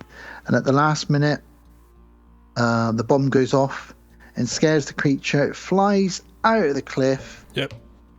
Lands on the ground below, and it just splats everywhere. Yeah. And that's how they do it. It's very clever, very cheap, very brilliant. And the epilogue is the boys loading one of the creatures onto their truck. They're going to drive it back to the city, show everybody this new species they've discovered and become rich and famous. Yeah. And we almost get a Jack Burton ending, because it looks like he's not going to kiss the girl. Yeah. She really wants him. She shuts her eyes. She almost pouts her lips, and he's just like walks away. And then Earl's like, what the hell are you doing? Come on. He's like, I'm nervous. All right. And eventually he gives her a great big kiss on the lips, and the credits roll. Yeah. Yeah, it's a fun film. Yeah. She gets to see his graboid then later on. I'm sure so. I'm sure there's some underground tunneling to be had. Yeah, it's a fun movie. It's fine. I think towards the end it starts to go the interest stakes I think go down a little bit, but it's fine.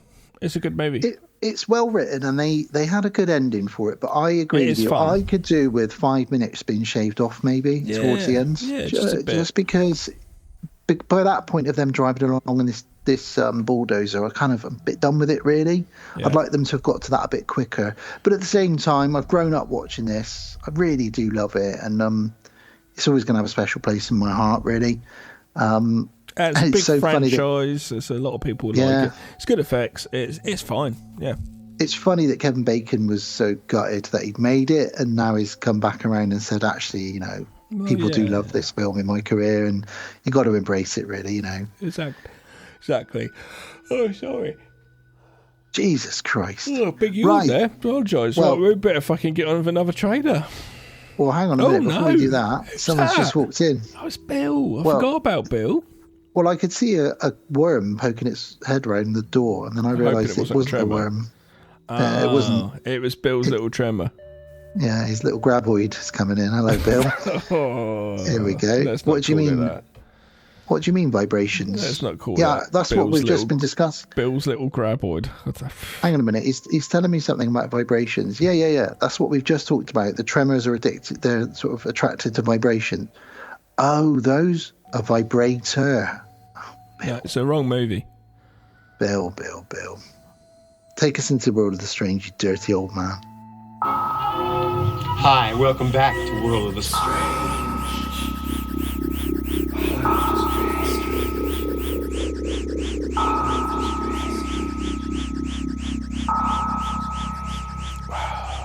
World of the strange world. Strange world of the strange. So, World of the Strange. Thanks for that, Bill Murray. Thanks, Bill. We really should. It's a shame Kevin couldn't make it. No, but please put that tremor away. So while we're discussing Kevin's bacon, I just thought it'd be fun. Can he please start producing his own line of bacon? That'd be amazing, wouldn't it? Kevin's bacon. Yeah. Who else could? Let's think about who else could do that based on their name. So Jack Black, he could have like some paint, but only one colour. Jack's Black Paint. Yeah. And then Jack White would have a rival Jack's White company. Paint, yeah. And then you'd have like who else is there? What else is there that does stuff? I don't know. I don't know. I think we need to come back to this one. Yeah, that's not very well thought out tangent. Yeah. Well, we're going to be chatting about Bacon's Law, otherwise known more commonly as 6 Degrees of Kevin Bacon. So Kevin Bacon is so famous for this thing, and if you don't know what it is, I'll explain. But 6 Degrees of Kevin's Bacon is a game where you challenge basically someone, choose an actor, and I'll link them to Kevin Bacon in only 6 steps.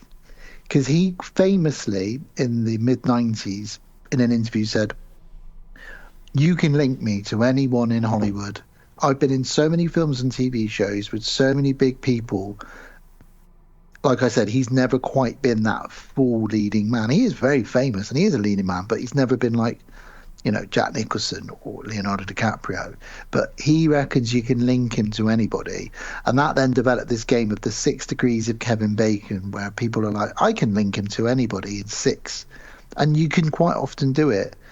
I don't know, we might have a go at doing that in a minute, but it's really interesting and fun little bit of trivia on Kevin. It was an interview in 1994 with Premiere Magazine. He said, "I've worked with everybody in Hollywood, or at least worked with someone who's worked with everyone in Hollywood." And if they were like, "What do you mean?" He's like, "I've been thinking about it. I've worked with everybody, or at least worked with somebody who's worked with everybody in Hollywood." Yeah. Because he's been in so many things. I mentioned some of those Oscar-winning films he was in his career. Tom Hanks. So there's a good one. Jack Nicholson, Tom Cruise. Those are some big names. All you got to do is think about some of those people that he's been in. Clint Eastwood. He's been directed by him. So this sort of game became quite big in the mid-90s. People don't really talk about it anymore, but I do like to play it occasionally. Can you think of an actor? Shall I try it? Do you want to give me an actor and I'll try and link it? I'm literally just trying to link. See, I'm trying to link you to Kevin Bacon. Okay. So I was in The Shadow of Death. No, we go with Preternatural. You're in Preternatural, right? Brian O'Toole produced that. So that's you, Brian, second. Brian made a film. This is where I'm at the moment. Produced a film with Jeremy Renner. Okay. So that's Jeremy Renner, and now that's number 3. So I Jeremy Renner. I can link you to Jeremy Renner in a couple. Jeremy of Renner films. was in Mission Impossible with Tom Cruise. Tom Cruise was in A Few Good Men with Kevin Bacon. There you go. Done. That's quite a short. It's only 4, I think, maybe 5. Oh, yeah, that's 5 or so. But yeah, it can be done fairly easily, I think. It's just a fun thing. And you could do it with Nicolas Cage. Do you know what I mean? Yeah. You could do it easily, you know. But I just think it's very fun. There's a couple of examples I've got here, like Elvis Presley. So Elvis Presley was in a film called Change of Habit in 1969 with Ed Asner. Ed Asner was in JFK with Kevin Bacon. So that's one of the shorter ones, just 2. Yeah, of course. And then if you want to talk about like anyone in any of the Lord of the Rings movies, Ian McKellen was in Lord of the Rings movies. He was also Magneto in the X-Men movies, and that which means he was in a movie with Kevin Bacon because he played a bad guy in one of the X-Men movies. So you can link him to anybody. It's amazing. I absolutely love it. There's a book. You can buy a book of it, which has got 300 actors in it and how they link to Kevin. So if you want to buy the book, go buy it. What random coffee book, table book you got? But yeah, so it starts off with like obviously the shortest ones all the way through to the ones where it goes up to 6. Yeah, it's good stuff. It's not much to talk about around that really, other than that. We could sit here and play it, but I don't think our listeners would really like it. But I had to mention the 6 Degrees of Kevin Bacon because, you know, it's fun. It's fun. Bill Murray, you're here. Bill? Should we try and link Bill Murray to Kevin Bacon? Go on then. All right, let's have a think about this. So Bill Murray was in what sort of Oscar-y type films was he in? He was in Ghostbusters. There's quite a few people in Ghostbusters. I'd say just do that and then go from there, and you'll probably be able to do it regardless of not really planning it. Yeah, I've already got it. Bill, you're going to be pleased about this, Bill. I was going to start Googling stuff. Who was the lawyer in Wild Things? Is it Bill Murray? It was Bill Murray. There He was in, there we go. There you go, Bill. You were in Wild Things with Kevin's dong. Amazing.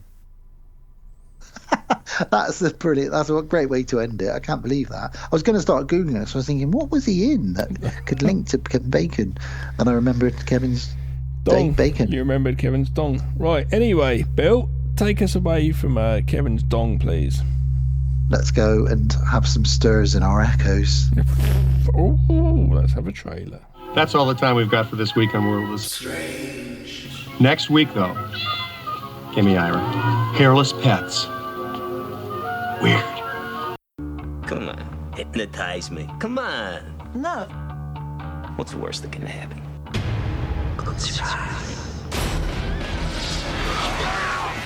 Critics hailed Stir of Echoes as so creepy you forget to breathe.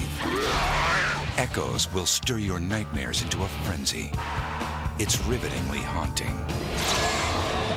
What the hell did she do to me? He's a receiver now. He can't stop it. He can't slow it down. He can't even figure it out. Don't be afraid of it, Daddy. Open your mind and cross the threshold into the Stir of Echoes Special Edition DVD.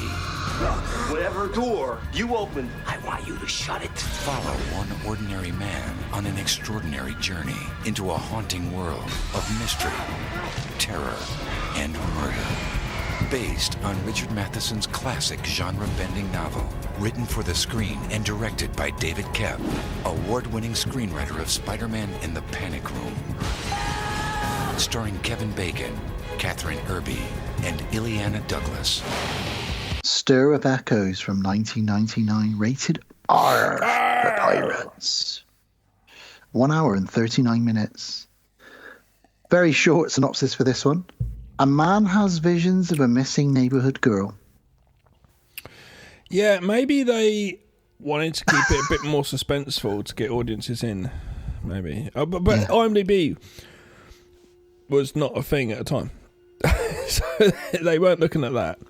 So that is it, but it doesn't need to be any more than that. This is quite a fun movie of the late 90s films. These were the sort of films which were kind of popping out with people like Kevin Bacon.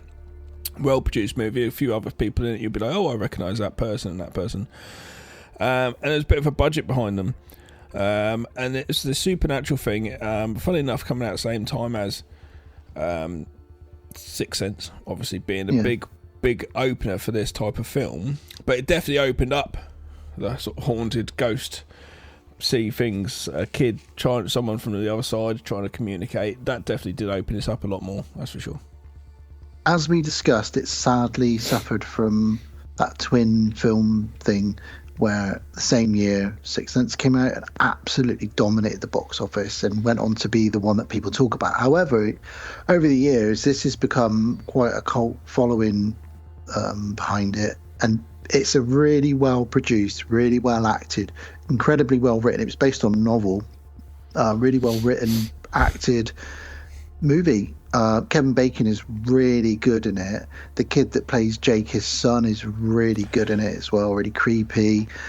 Kevin Dunn is in this, and he's not comedy in this. He's plays a really dark character in this, and does deal with some really dark subject matter as well. That whole sort of thing that's been in the news a couple of times recently, where American parents have covered up horrible things their sons have done.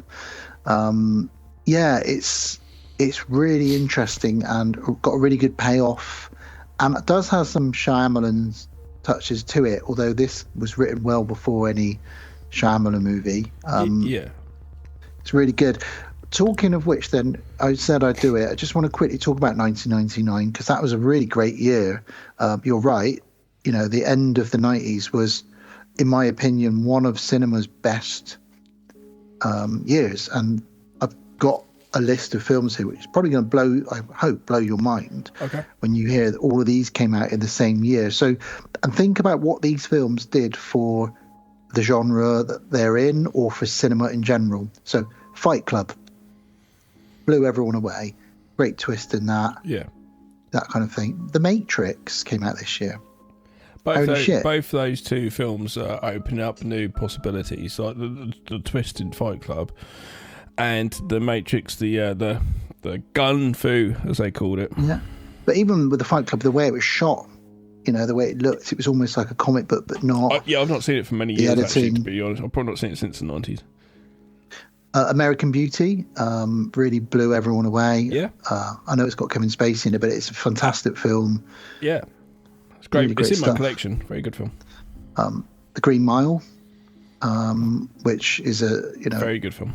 Stephen King, incredible acting in it. Really good, sad film. Kubrick's last film, Eyes Wide Shut, came out in 1999. Absolutely incredible. The Sixth Sense, we've talked about. Funny enough, being John Malkovich, came out in 1999. Another film that really played with effects and how they did, you know, John Malkovich being everywhere, but also being meta, because he plays himself but not himself. We'd not seen anything like that, really. Smaller scale, but really game-changing film. Office Space came out this year. That was amazing.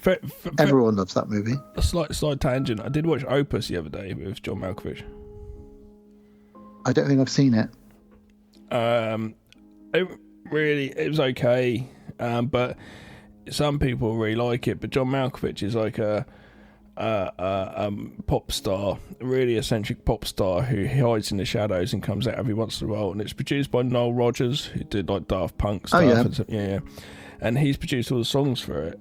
And it's about he all of a sudden comes out like he's got a new album, and a load of people go to an island, I think it was an island, to where he is, or his resort, to listen to his album, his new single, which is very good, which is real anticlimactic, actually. Anyway, and weird stuff happens, but it's a kind of weird thing. And John Malkovich being really kind of playing a really eccentric character, which he plays really well. Yeah, he's brilliant, John Malkovich. Some people might like the film. Check out the trailer. It wasn't really for me. It was okay. It had no payoff, to be honest with you.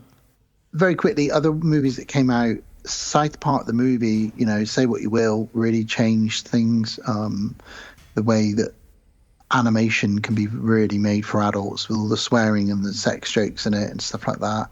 The Iron Giant was a big game changer, and one of Vin Diesel's first proper films. He voiced the Iron Giant in that. That was a great movie. The Blair Witch Project, Jesus Christ, what a game changer that was for horror and the found footage genre. It was really the one that put found footage back on the map. There'd been a couple of films over the last 20 years, but this was the one that was like, you can make a film really cheap and it can be fucking great and scary. American Pie, okay, it hasn't aged well, but my God, we got those kind of like dick and fart joke movies came back in force because of American Pie. I think you're going slightly off topic, but I get what you're saying though. I'm late just saying, 90s 99. I just want to say 99 was brilliant. Sleepy Hollow, Austin Powers, Deep Blue Sea, Star Wars Episode 1, The Phantom Menace, The Mummy. That's just a handful of them. But I just wanted to say that this is why, my point being, this is why Stir of Echoes got lost in the mix, because it was a fantastic film, and it is a fantastic film, but it couldn't compete against some of those films I've just mentioned, some of those groundbreaking films. There's quite a lot of films doing stuff. I've done it myself. I've gone back to films where at the time I dismissed it and didn't even go and watch it. Like, say, Cliffhanger, for example. I didn't watch that till not that long ago. And things like that, because I kind of, at the time, was like, there's so many good shit coming out, like you say, why should I bother watching it? And then you go back now, and you're going back to your favourite actors or whatever, sometimes in their prime, you're like, oh, great, I've never seen this film. And that's a pretty decent movie, so it's like a nice little treasure. Yeah, I mean, my biggest one was always, weirdly, I only saw it about 10 years ago for the first time, Trainspotting. I only saw it about 10 years ago for the first time. Yeah. How crazy is that? Everyone was like, I can't believe you haven't seen it. Yeah, I understand. I just didn't really want to see it because everyone was telling me to see it. And then I saw it and I was like, okay, it's really good. Yeah. It's not one I want to hurry back to. And I've probably seen it twice now, maybe, but yeah. But we have these gaps in our watch list. This film, Stir of Echoes, I didn't mind this movie. I know someone like, say, Sarah, I'm pretty sure, she did we watched this together. She was like, yeah, so she's probably not going to watch it again. I don't mind this. I come back to every once in a while and go, actually, I'm going to watch this, but not all the time. And if it's on telly, I might just sort of go watch a bit of it for a while. Not that I watch telly, but for example, I don't go back to it all the time, but it is a fun film, and it kind of really fits in that Sixth Sense sort of world of the late 90s supernatural horror. Yeah. It was one of my favourite performances from Kevin Bacon, because he's almost like the dad in Close Encounters in this. Okay. He gets hold of something, do you know what I mean? And he starts digging up the back garden. And, let's get into the movie. Yeah, I'm just sort of saying this is one of my favourite roles of his, that's all. It's creepy, but not too creepy, and it's well written. It's almost a thriller, but not. I really enjoy the opening of a kid breaking the fourth wall, looking at the camera, talking. I really enjoy this. I really like the opening for the audience to come into it, and it say like, "We're talking to you from the other side." I really like that. Yeah, his little boy in the bath, Jake. This is Kevin Bacon's son. Sorry, I'm doing some rattling here. He's not talking to us, because the camera does move past him to show he's talking to someone who we can't see in a room. But it opens like that, which is really nice. Yeah, he's sort of saying, what? Okay, but why? No, I don't want to. Yeah, okay. Is it cold where you are? And he's sort of saying all these sort of things like this. And you think straight away, you're like, okay, this is creepy. Kevin Bacon's in the other room. He doesn't really notice. Yeah, off camera, we have Kevin Bacon sort of say, your bath's ready. And the kid's like, yeah, cool. And then just looks back to the camera and just says, does it hurt to be dead? And it's like, oh, that's such a great opening. That you can read that as a script. That little bit, that's that little line. You'd be like, oh, hooked. And again, like kids in horror films, if it's done right, and all it takes is one line, Yeah. You know, and he famously, you know, I see dead people, and Yeah. and there's a few lines from the kid in this actually. Well, that later on. talk to me, but when the voice changes. Jesus. And I remember being in the States actually at the time when this trailer came out and watched it on TV show. And we were all like on the hotel room. We were like, whoa, you know. Yeah, it's creepy. The Others is another one with creepy kids in it, which I like. So later on, the kid, you know, he's saying, "Oh, go to bed now. Off, that's fine." And Kevin Bacon goes downstairs, and his sister-in-law is there, who he doesn't really get on very well with. He calls her a witch because she's a hypnotist, and she kind of blurts out to him, "Your wife's pregnant. My sister's pregnant." And he's like, "Really?" And she's like, "Yeah." And he goes, "Great." And he looks really not happy about it at all. Yeah, well, it's one of those things as a dad or a non-dad when you discover you're going to be a dad and it's not essentially a planned thing all the time. You're like, whoa, okay. Whoa. But the interesting thing about his character is he plays the macho man who is a bit grumpy and disgruntled, but actually he's quite sad. And he's in a band, we'll find out in a bit, and he always thought he'd be a bit bigger or a bit better than he is, and all he is a guy that fixes telephone lines. Yeah. He's married to a wife and got a kid. He's a normal person, but he's just a bit sad about it. He felt like he was going to achieve something, and, you know, there's a lot of people who've been there and done that and had that, and then come to realise that their life is mowing the lawn and doing the normal sort of stuff. And it can be quite hard to go down to realisation that that's what it is. But at the same time, though, it doesn't actually stop you being able to do stuff. It's just, you just got to change your mind, way of thinking. But him realising he's going to be a dad again makes him just cement him further more for being a normal person. And that's why he's going, where he should be more happy. Yeah. He does say to his wife, Maggie, look, I am happy later about on, this. he explains, You know, it's just, I thought, I didn't know if... And she says, so what you're saying is our life is boring. He's like, no, I'm just... And it's really good acting here. He just looks at him and says, I just didn't expect to be so ordinary. Yeah.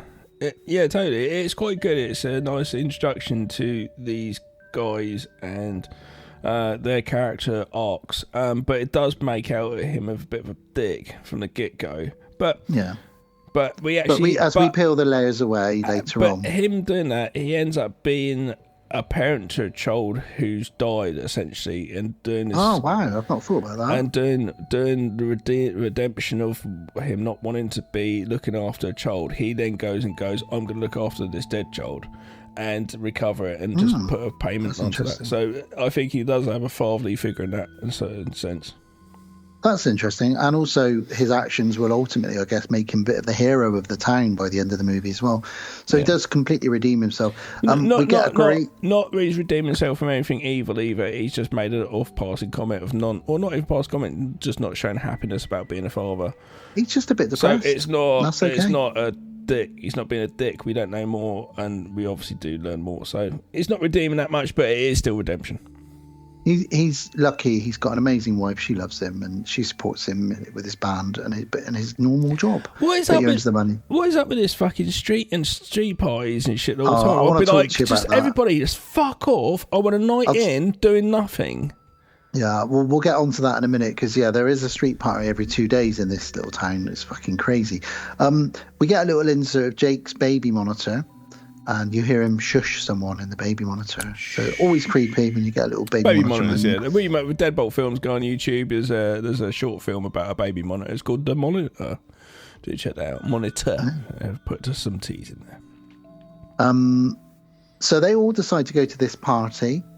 They leave Jake alone in the house. They take a baby monitor and they're over the road with a baby monitor, so it's okay.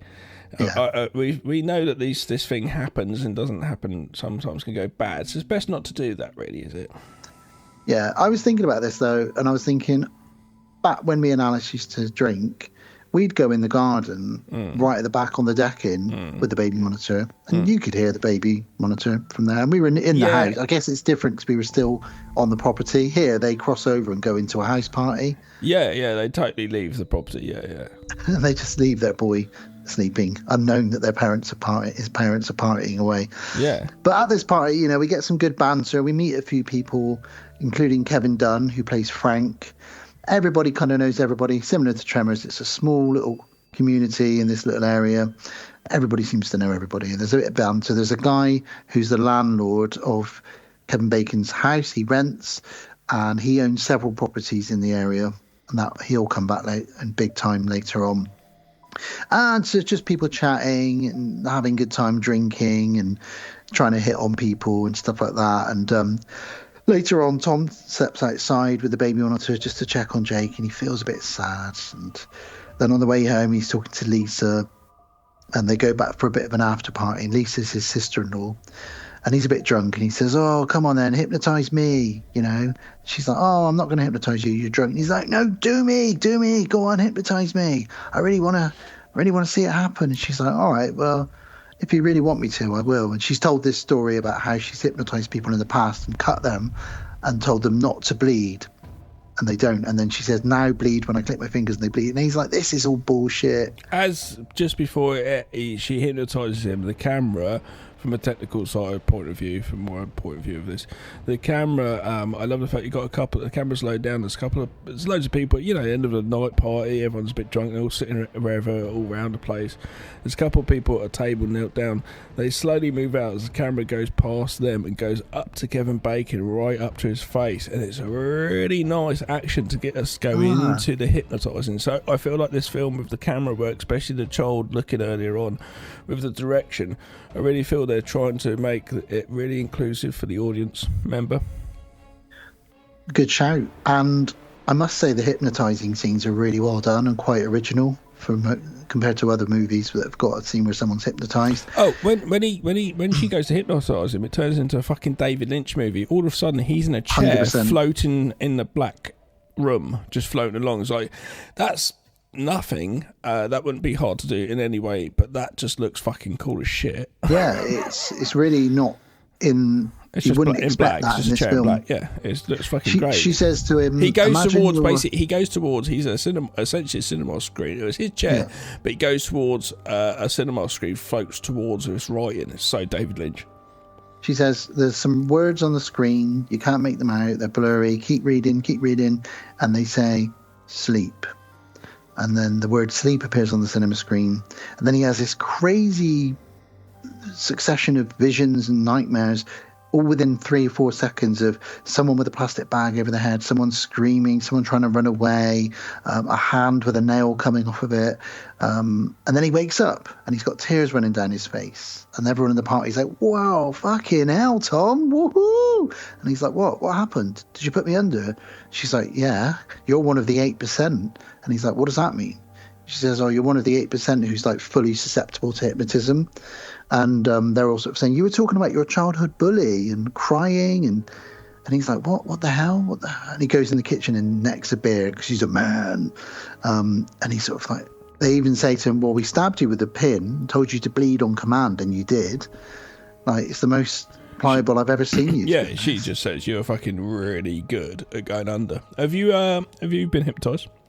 No, I've never been hypnotised. I've been hypnotised. I'm not on. Yeah, a couple of times, but I'm not very good. I used to have a little bit of therapy for something, and I'm not very good at going under. But one time I did go under enough because my mind just won't let it. You can't break it. It's just it's like how I used to have insomnia lots and stuff. I just can't. It will not break my mind. It's like a weird thing, you know. But one time I did, and I kind of just floated out of the chair. The only other time this happened was Amsterdam. Right. Well, we've all been there in Amsterdam. I kind of floated out of the chair, and I looked down, I could sort of see myself, and that's kind of a little bit weird.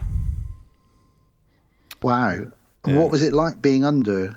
Was it like a dream, but you were there? Or? Yeah, I was still very conscious to stuff, but kind of not, but was. Yeah, I mean, I think of like Get Out as well as a good scene for somebody being hypnotised. But I don't think I would ever want to be hypnotised, to be honest. Even if I was a heavy smoker or had a substance addiction, I'm not sure if I'd want someone to do that to me, because I've heard that when it goes wrong and you can uncover repressed memories and all that kind of stuff. And I just think whatever's locked away in my mind probably is best that it's locked away. Let me crack on. Fair enough. I don't really want to be that vulnerable. Do you know what I mean? And have Maybe if it was just like one person in a room, like a professional, but he's at a party with everyone drunk. Do you know what I mean? I don't really want to do it's not the best situation. But he comes out, she says, "You're fucking really good at going under." And then that's it. He's like, "I feel strange, can we go home?" And she's like, his wife's like, "Yeah, no worries." So they go home. Yeah, and he's in bed and he just can't sleep. He dreams about the cinema. Sex pest wife. My God. Well, just before that, when he's having these crazy visions and they show a pin going through someone's hand, the webbing of someone's hand at the other side, little bit of trivia for you, that was real. They paid someone to come in and have a pin shoved through the webbing of their hand just for that little shot. Yeah, I might do that.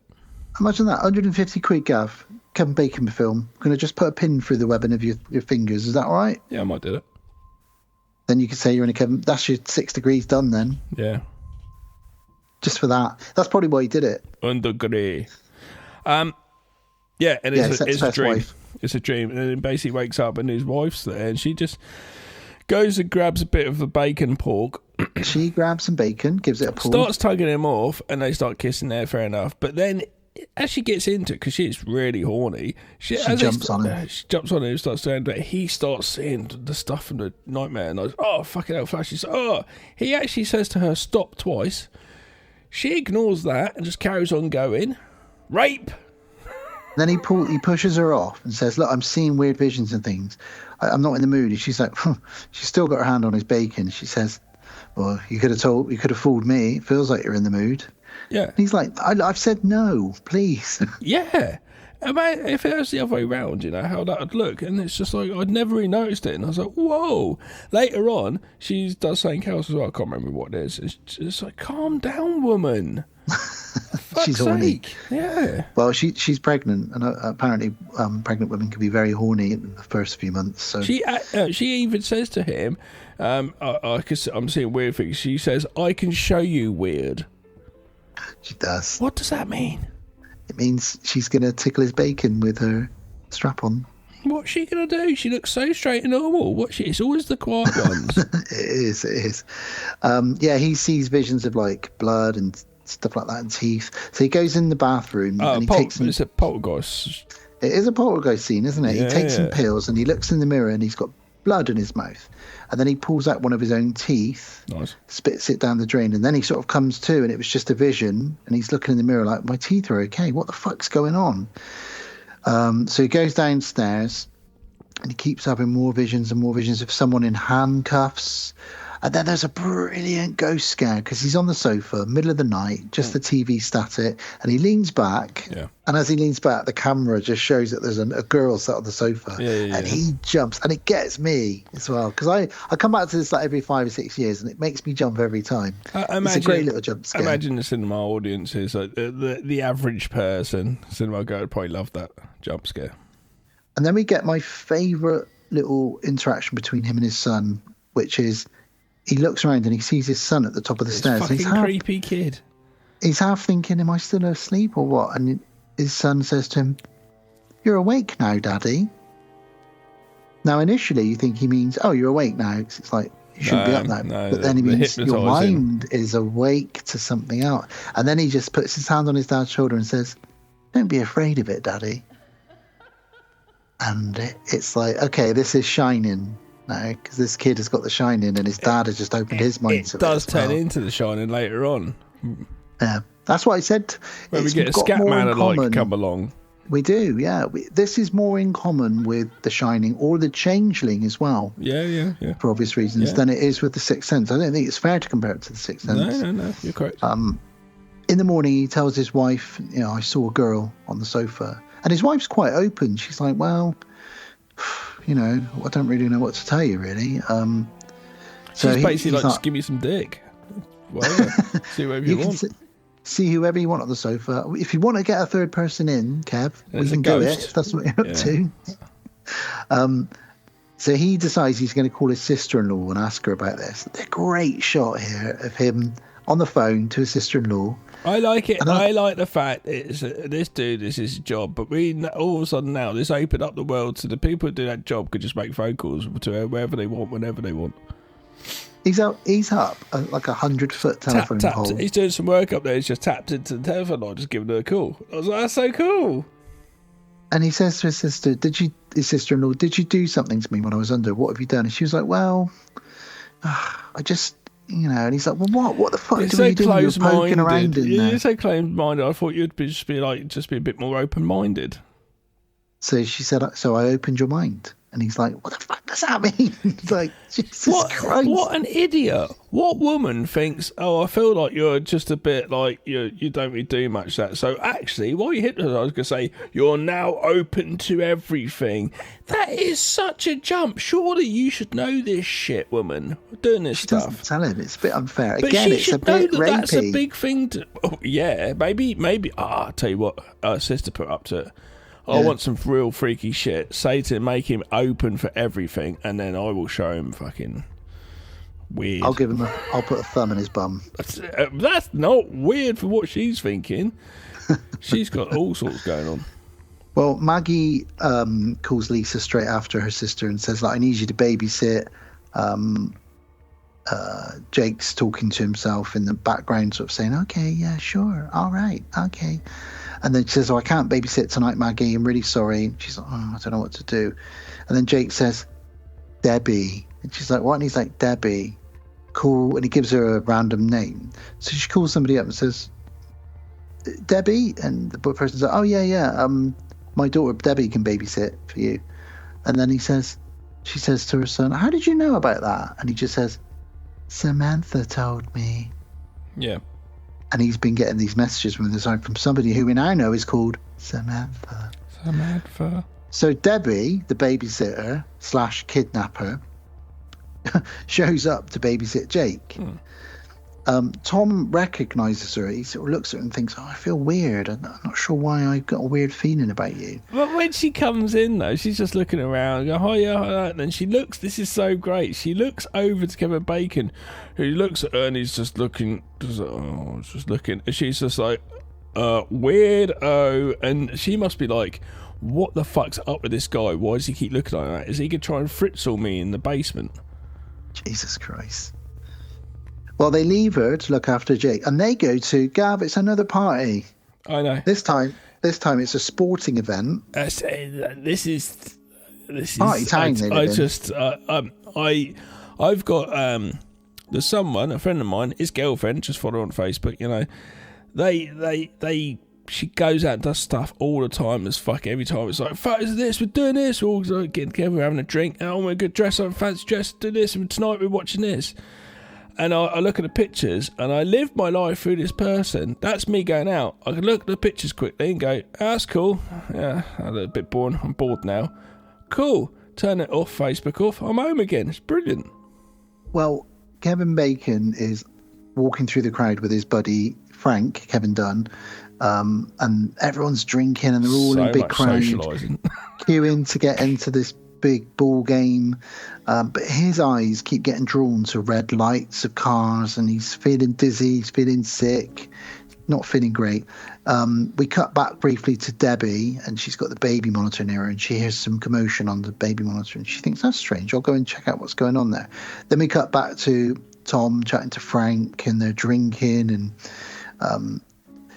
they're just getting ready to go in, but Tom's like, I don't really want to go. I think I might have to go home. And Frank's like, hey, come on, just have another drink. It's all good. Getting these flashes of red light with the sound design sort of sound as he sees a flash of red light. I quite like it. Yeah, it reminds you of times you sort of zoned out if you've like smoked too much weed or something like that. Do you know what I mean? It's kind of a bit like, it's pretty cool. Debbie continues to hear noises. So this is quite good. When we've got a babysitter and it's a supernatural movie, and the babysitter's listening to the monitor, then all of a sudden the breathing stops. She's like, all of a sudden the kid stops breathing. So she's like, everyone's listening for breathing. Then all of a sudden it's some talking. So she's like, who the fuck's he talking to? It's always such a scary thing. She hears him say, you're scaring me, Samantha. No, she's downstairs. No, I'm not gonna. No, I haven't seen her yet. He says, and so that woman must be like, what the fuck? Who the fuck is this kid talking to? If the kid's talking like that anyway, that's creepy enough, So she walks in his room and says, who are you talking to? And the first thing he says to her is, Samantha says it's dark where she is. Now, Samantha, it turns out, is Debbie's sister. Yeah. Who's gone missing a while ago. So she's like, what did you say? And he says, Samantha says it's dark where she is. She's like, how do you know Samantha? How do you know Samantha? She gets really angry with him and starts grabbing She says, that's not true, grabs the kid. Yeah. Tom almost has like a Peter Parker spider sense. It's because now he's opened up, he actually, for whatever reason, can feel that something's happening to his kid. Presumably that's what's happened. He literally turns on the spot and starts running home. Luckily, all the parties happen on their street. Even the ball game is happening at the end of their street. So it only takes him 5 minutes to run home. He gets in, he can't find Jake anywhere. He says to Maggie, his wife, I can't find it. We got to search for him. So they start running around, searching. And again, his spider sense kicks in and it ends up taking him to the train station. And he sees Debbie holding Jake, trying to get on a train or something, he thinks. Actually, she was going there to see her mum, who works at the train station, to say, like, this boy knows where my sister is, where your other daughter is. But all he sees is the babysitter's taking his son and thinks he's going to she's going to take him on a train somewhere, kidnap him. It does look very much like a kidnapping. So he snatches his son back. And this is where it's quite a big, more budgeted film. Just doing the whole train station would cost loads of money. Yeah, and there's quite a chunk of exposition here as well, which is good because the cops get involved. Thinking about it, this film's got fucking tons of extras. The football game, the train station, there's loads of extras in this. All the fucking parties. Yeah. The cops are like, what's going on? And Kevin's like, well, this woman was babysitting my kid, but she's taken him and brought him to the train station. And she's like, well, hang on a minute. The reason I'm here is because this is my mum. She works here at the train station, and your son's been telling me about Samantha. And then his wife's like, we're going to press charges. And he's like, no, it's fine. We're not going to press charges. Let's all just go. Which makes it well sketchy, because they're like the police do you know about it? And he's straight away, Kevin Bacon's like, no, I don't know her. And it's like, it's obviously lying. If you're any sort of police cop or detective and your job is to basically to check that shit out, you're like, he's lying as shit. And it makes him so sketchy that he goes, no, I know you kidnapped my kid and brought her to the train station, but we're just going to leave it, go home. Come on, love, let's go home now. Well, the reason he does that is because Debbie pulls out a photo of her and her sister, and the girl in the photo I know it was, but it just makes him look like fucking sketch as shit, like he did actually have an involvement in her disappearance. That's what it looks like. Exactly. And he sees that it was Samantha, the girl that he saw on the sofa. Yeah. So he walks back with Maggie and Jake home. And he says to Maggie, he actually says to his wife, that was the ghost girl I saw. And his wife's so open about it as well. That's what I like about this movie, is that everyone's just quite open to it. It's not like, oh, whatever, there's no such thing as ghosts. She just wants dick, though. She does, to be honest. She'll tell him whatever. They get home and they start questioning Jake. And Kevin Bacon's really sort of manic. He said, talk, come on, what's going on? This girl Samantha, how often do you speak to her? He's really erratic here. There's like some almost mental health shit going on there, the way he's talking to her. And this is where Jake sort of shuts down and says, I don't want to talk about it. And then he turns around and says, talk to me. In a really weird, deep voice. Because it's just which his freaks voice, them both out. Yeah. So Tom's like, say that again. Use that voice again. Do it again. It's almost going down the sort of Exorcist route a little bit here. But what's the next scene of the movie? Well, Tom... he says, I don't want to talk about it because it scares Mummy, and he just completely shuts down. So Tom stays up late on his own and tries to recreate the ghost on the sofa again. Oh, I was going to say next thing, it's the next day, and it's another party. Yeah. So he stays up all night trying to recreate the moment. What the hell? There's some great fake outs where he keeps leaning back. You expect to see the ghost girl on the sofa, but she doesn't reappear. Yeah. And yeah, you're right. The next day, it's a huge, big street party. And this time, it's in the day. So they're having a party all day long, drinking. You got to be like, this is like the past week. There's been 3 massive social events. I know what everyone's doing already. Every day, what everyone's up to, what they're eating, what they're drinking, everything. I want some time alone. I don't even know what this party's for. This party, it's just a street party, and everyone's eating barbecue food in the street and drinking and they're celebrating something, but I couldn't tell you what. No. Maybe they're just happy to be living in their neighbourhood. This is great. Let's have another party. I like the sentiment of being happy and enjoying life, but Well, Lisa, the sister-in-law, talks to her sister Maggie, the wife, and she starts crying. And she says, "Look, Tom acted mental last night. Jake, he says he's seeing a ghost girl." She's like, "Jesus Christ, I knew he'd cheat on you, but not with a dead girl." She's like really blunt about the way things she says. She's like, "I'm joking. Jesus, I'm your sister. Can I tell a joke?" You've got that accent down quite well, by the way. Tom starts questioning people in the neighborhood. He says, "Do you guys remember anyone called Samantha?" And they're like, "Oh yeah, the R word." They use the R word. The R word girl. Yeah, she ran away. She was nuts. And they're like, "Did she run away?" And then Kevin Dunn comes over and says, "Don't ever say that word. You shouldn't use that." And he just completely distracts the conversation and changes the subject by almost having a fight with someone. Almost like he's covering something up, Gav. Yeah. Maybe. Then we find out now that it's about a week later, and Tom has been not going to work. He's been sleeping for 12 hours in the day, not leaving the house. He's been staying up all night trying to reconnect with this ghost girl. He's having some sort of fucking autism, tunnel vision going on. He asks Frank about it, and Frank acts really weird, and he just walks off, like I said, and tries to distract the situation. When he gets home, he just starts searching the house for you don't know what he's searching for, Tom. And then he sees Frank, or a vision of Frank, who says, "They were going to kill you, Tom. You and Maggie." Yeah. And then walks out of the room, and Tom's like, "Why would you say that?" And he follows him out, and Frank's not there. And it's like a premonition, which he's starting to have more and more of now. So he starts to feel really freaky. He goes to speak to Frank's wife, knocks on the door, and Frank's son's in there with a gun. Yeah. And he kills himself. And then he wakes up. Tom wakes up, and it was all like a premonition, a dream. It was.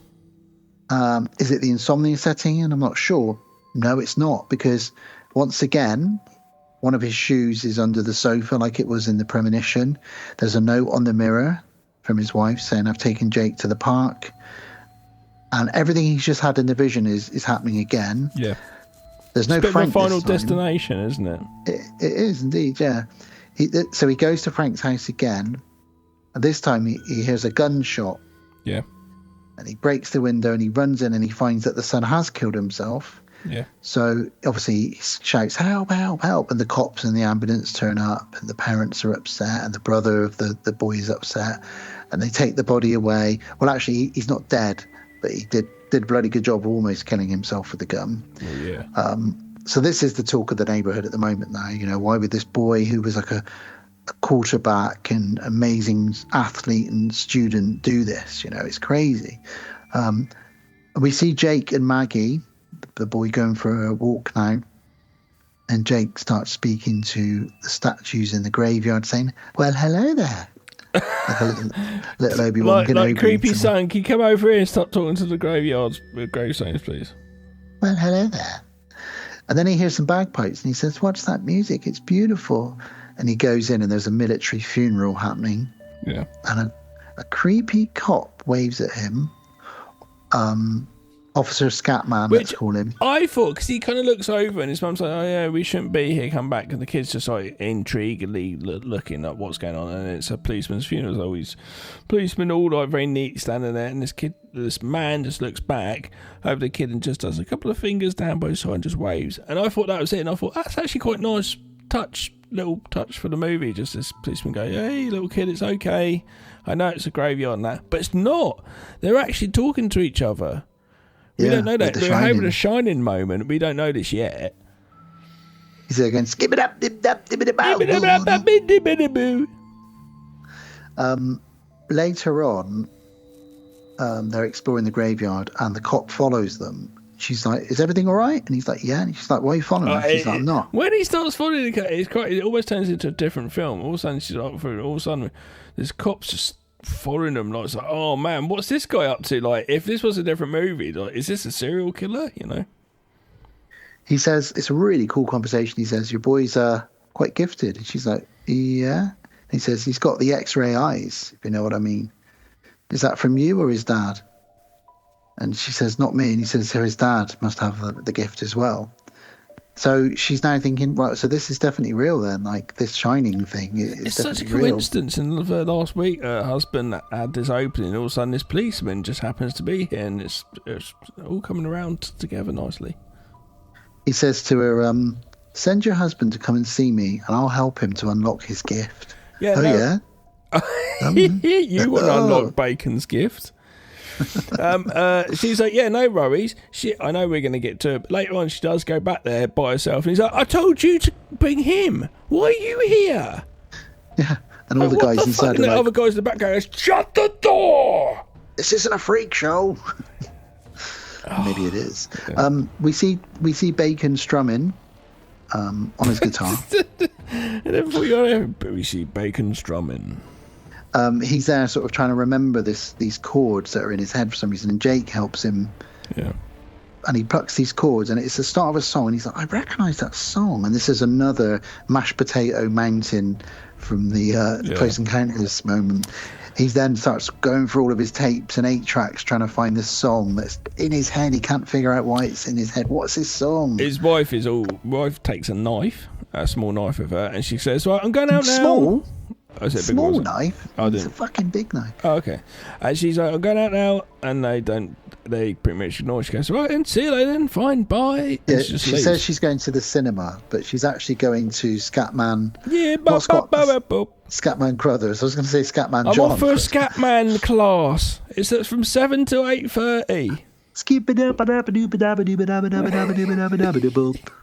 said to you, I'll show you weird. And that's lesson 1. While she's blowjobbing.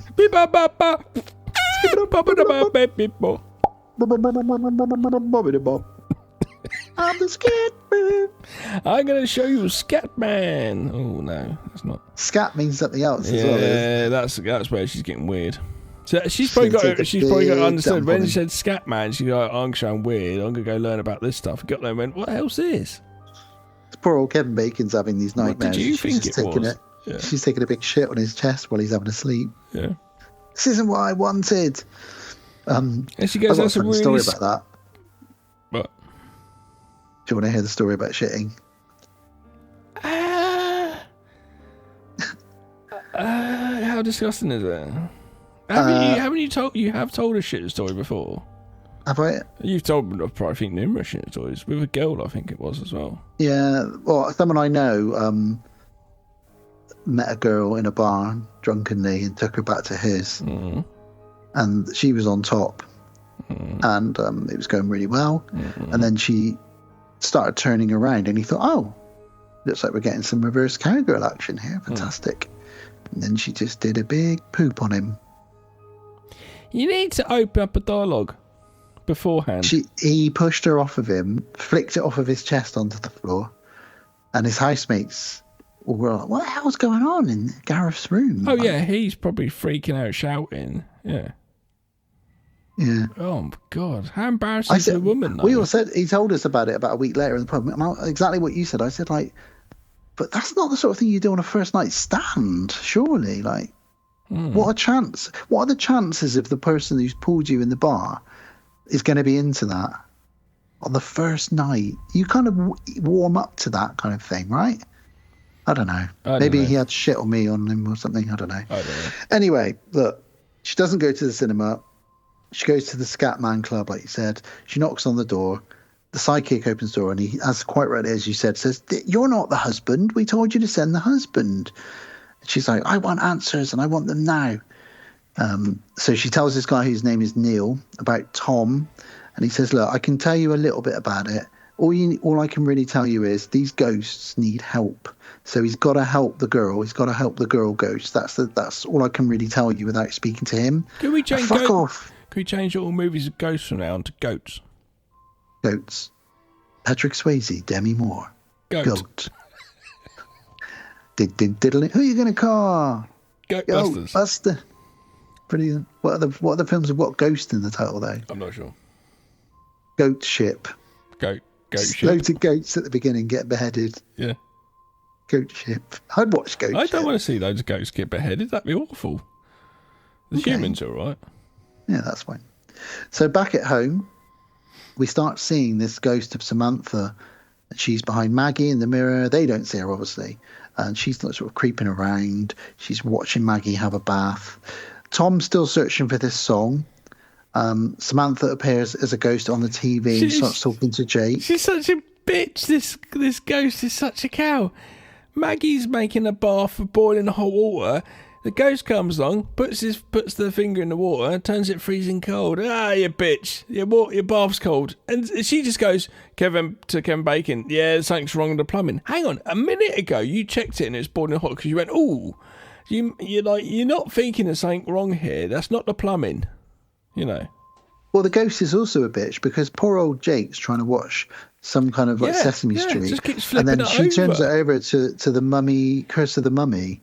The Universal movie, and he's like, I don't want to watch this. My mum said I shouldn't, and it's scary. So he turns it over. She then puts Night of the Living Dead on every channel for him. Every channel he changes it to, Night of the Living Dead's on, and he's like, no. He even unplugs it, and it still comes back on.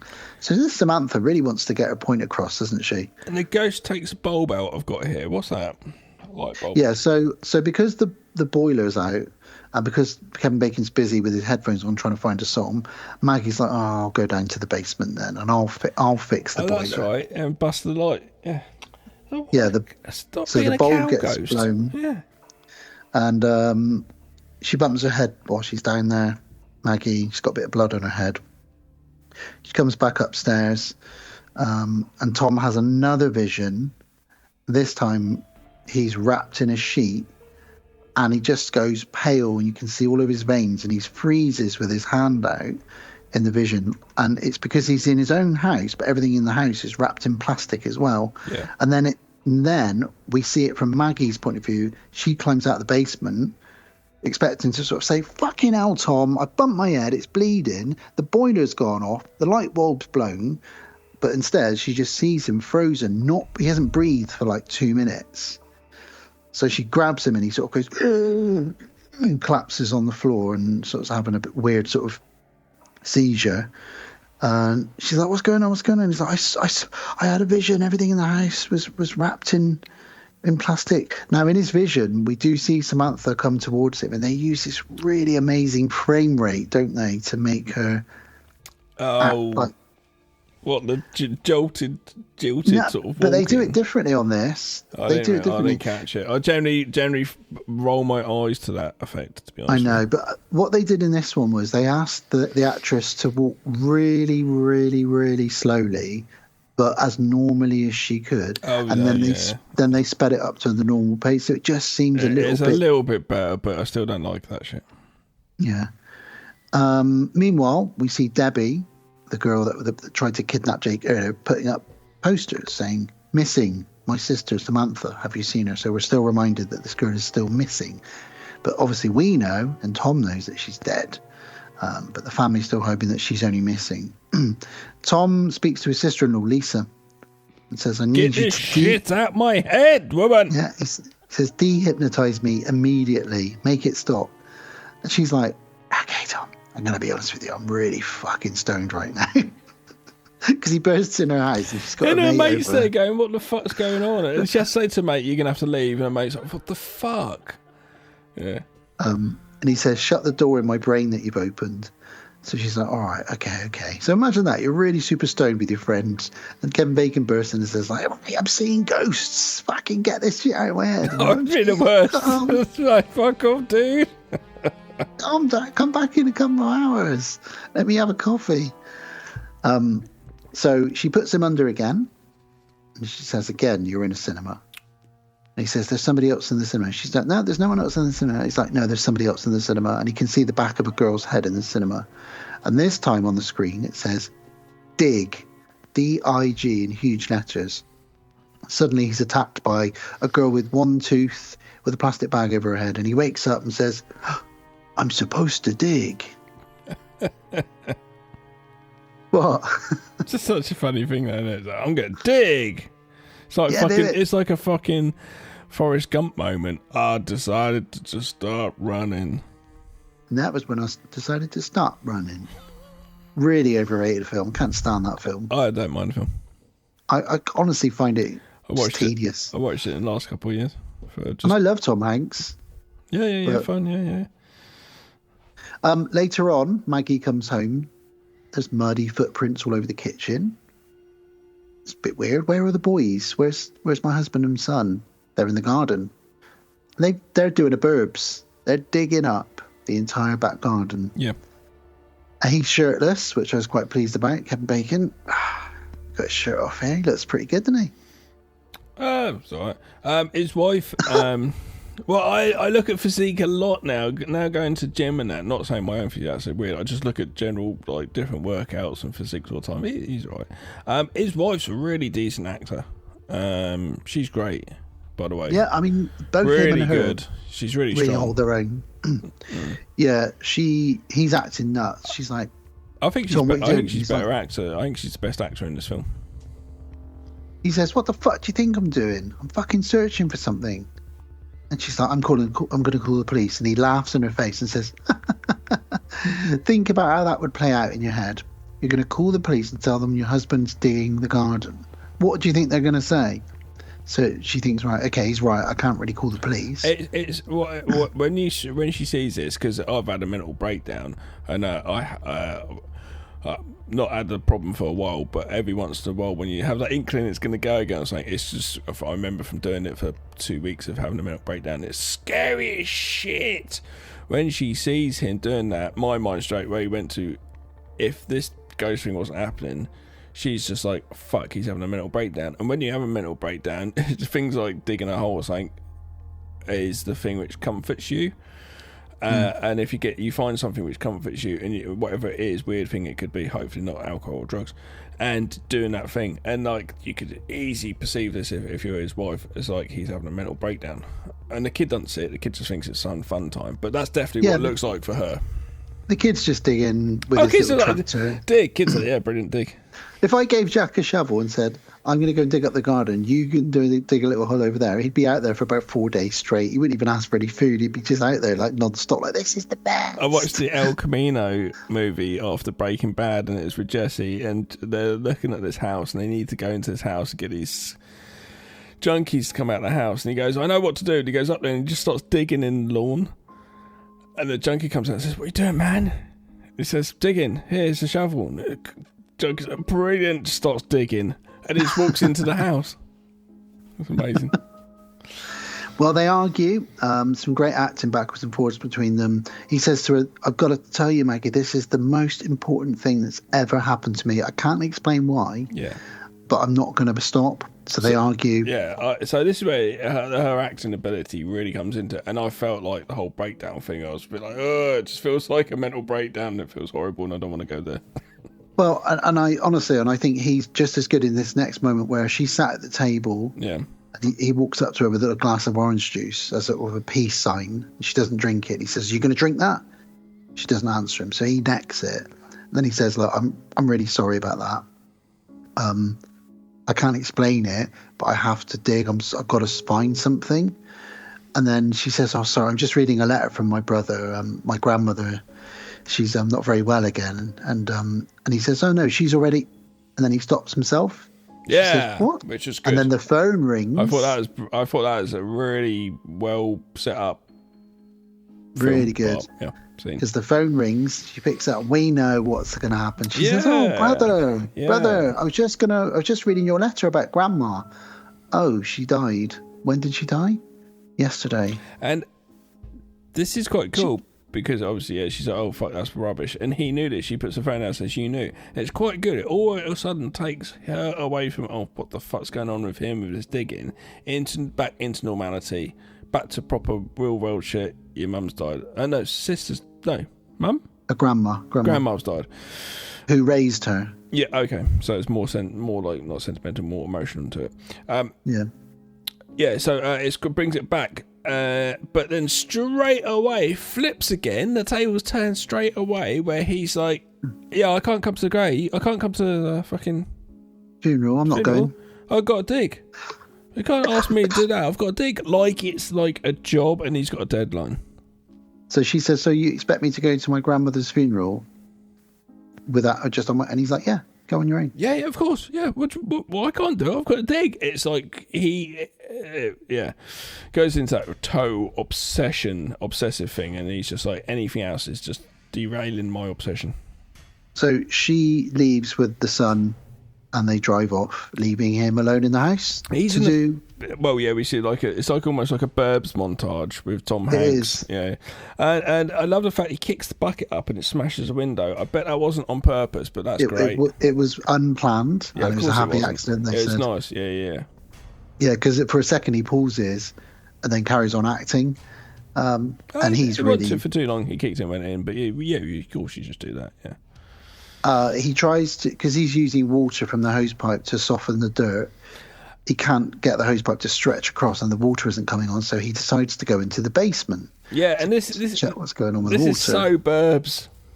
Yep, because then he decides, I know what I'll do. I'll dig up the basement floor. I do like the fact that the next thing's a montage of him tool shopping. Yep, I loved it, and he's still in his dirty, sweaty shit he's been digging in.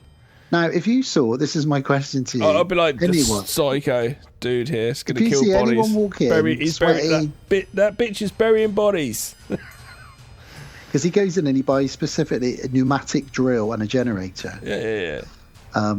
He takes it back to the house and he starts drilling into the ground. Yeah, well, his mate is the owner of the house and he's been renting it off of him. His mate comes out and can hear power drills straight away. If you were the owner, you'd go straight over there. We know what happened here. He knows. I don't know how he knows this. He assumes, because we know that this guy's spoiler. This guy's involved with what's happening over at the house and what's buried. He knows and blah blah blah. So I thought, if I was the owner of that house, I'd be straight over there going, "What the fuck are you doing?" Because Kevin Bacon makes a joke. But it's not, because he knows what he's actually doing somehow. So he's, at that point then, he must go over to his son and explain to him what's happening, and they start getting ready to go over there in a moment. Because Kevin Bacon makes a joke right at the start of the film where he says, how's the house treating you? And the landlord, and Kevin Bacon says, we're kicking holes in your doors and walls and digging it all up. And actually he ends up really doing that later on. But yeah, it's like 10 o'clock at night and he's still power drilling, and all the neighbours are like, what the fuck's going on? Well, his wife rings up from it's an hour and a half. Basically, she's had to drive an hour and a half away. And she rings up and says, how's it going? And he's like, yeah, good. We're like panning. As we pan out, we can see like the kitchen floor is fucked. And she's like, okay. Then she's like, tell you what, I'm going to come pick you up. I'll be there in an hour and a half. And he's like, no. She's like, no, I'm coming. And then just puts the phone down, and he's like, fuck. But instead of going, shit, best get the house tidied up. I remember I used to be married at that moment. And you're like, fuck, I better get the house tidied up. But then he doesn't. He just goes back down to his hole and carries on digging. I was just like, what is it? When he does find a dead body, I remember the first time I watched this, I was like, I'm so happy for him. His wife's going to turn up and say, what are you... Look, it's a dead body. Otherwise, he'd be in so much trouble. Just like in the Burbs. He's going to be so happy. He's going to be waving a skeleton arm and everything. Go, look! Because we saw this play out in the Burbs where they didn't find anything initially, and everyone just thought, why have these guys done this? But then obviously they find a trunk full of skeletons at the end of that. Which is perfect. So for the same as that as this, I was just like, yes, he's redeemed himself with his wife. So Maggie says to Jake, we're going to go and pick Dad up. And he's like, I don't want to go home. I'm scared. She's like, what? Why are you scared? He says, feathers. I'm scared of the feathers. It's a nice touch. It's a really nice touch. Really lovely. Really lovely. And we'll find out what that means a bit later on. So she says to her sister, you stay here then with Jake. I'm going to go back. When writing this would have been lovely, because you wouldn't have wrote that bit in. You might have done. You might have had that idea, but you probably didn't. And then you go back and have that. And then you just go, I tell you what, we could go back. And then you look at each other and go, yes, high five. Well, it was a novel, so. Oh, was it? Probably, okay. Yeah, so it was probably written. Yeah, but even in a novel form, whoever wrote it, you went still, back. Yeah, and it's a nice little touch. It really is, especially when it pays off later on. So we cut back to Tom, still digging, obviously, and he's using a pickaxe now. And this is where he accidentally knocks a few bricks off of a wall. There's a false wall, and behind that is another wall. So he starts taking those bricks out, and he sees some plastic. He sees a red coat from one of his visions, and he knows what it is. And he's not scared, and he pulls the plastic off, and it's a skeleton of a face with a girl with glasses. She's got a missing tooth. She's got handcuffs. He reaches out and he's thinking, I'm going to touch it, because he knows he'll get the proper visions. And he touches the skeleton and he gets the full replay of what happened to her, which is great. Yep. Well, it's not great, but it's great that we get this. I looked up mummified bodies. And how long it takes to mummify? How long it takes to mummify a body? Because I was a bit like, that seems to be. Oh yeah, this would be great when you search history, Gav. Yeah. How long does it take to mummify a body? That's why I looked up, because I was watching this film, because she looked really, really way past it, and I thought that seems like not right with the timeline and sort of thing. It had been a year, I think it was. No, 8 months. 8 months. Yeah, that's right. But actually, no. It can actually happen in. It can even start from 7 to 14 days. That mummification can actually happen. It depends on obviously where it's stored. Yeah, well, it's bricked up in a wall. Yeah, so there's not a lot of air getting in there, and plastic bag over it as well. So. Yeah. So it can happen. So that's not a weird thing. So we get the replay of what happened to Samantha, which is that she wasn't the R word, as they called her, but she was a very different girl out there, just on her own. Autistic. Maybe you might call her a geek, or autistic. She had glasses, etc. And she's walking down the street, and she walks past what is now Tom's house, which was currently back then it was being decorated and ready to rent. And she hears someone call her, and it's Frank's son, who tried to kill himself earlier in the film. And he invites her into the house and says, we just want to be your friends. And she goes in there, and everything's covered in plastic because it's all been renovated. And it's a couple of boys, they're all drinking. And he says, we just want to be your friends. And she's like, oh, no one wants to be my friend. And they're like, yeah, we want to be your friend. And it's all very rapey. They're drunk. Yeah. He starts feeling her up, and because she's not very social, she's a bit socially awkward. She says, well, you can kiss me if you want. And then he basically gets very forceful with her. She says, I want to go home. And he says, no, you're not going home. Pins her down. She fights back. She breaks the tooth off when she falls in the floor, which was Kevin's visions, both of himself, and he's had the visions of Samantha. She tries to crawl away, and one of her nails comes off in the floorboard.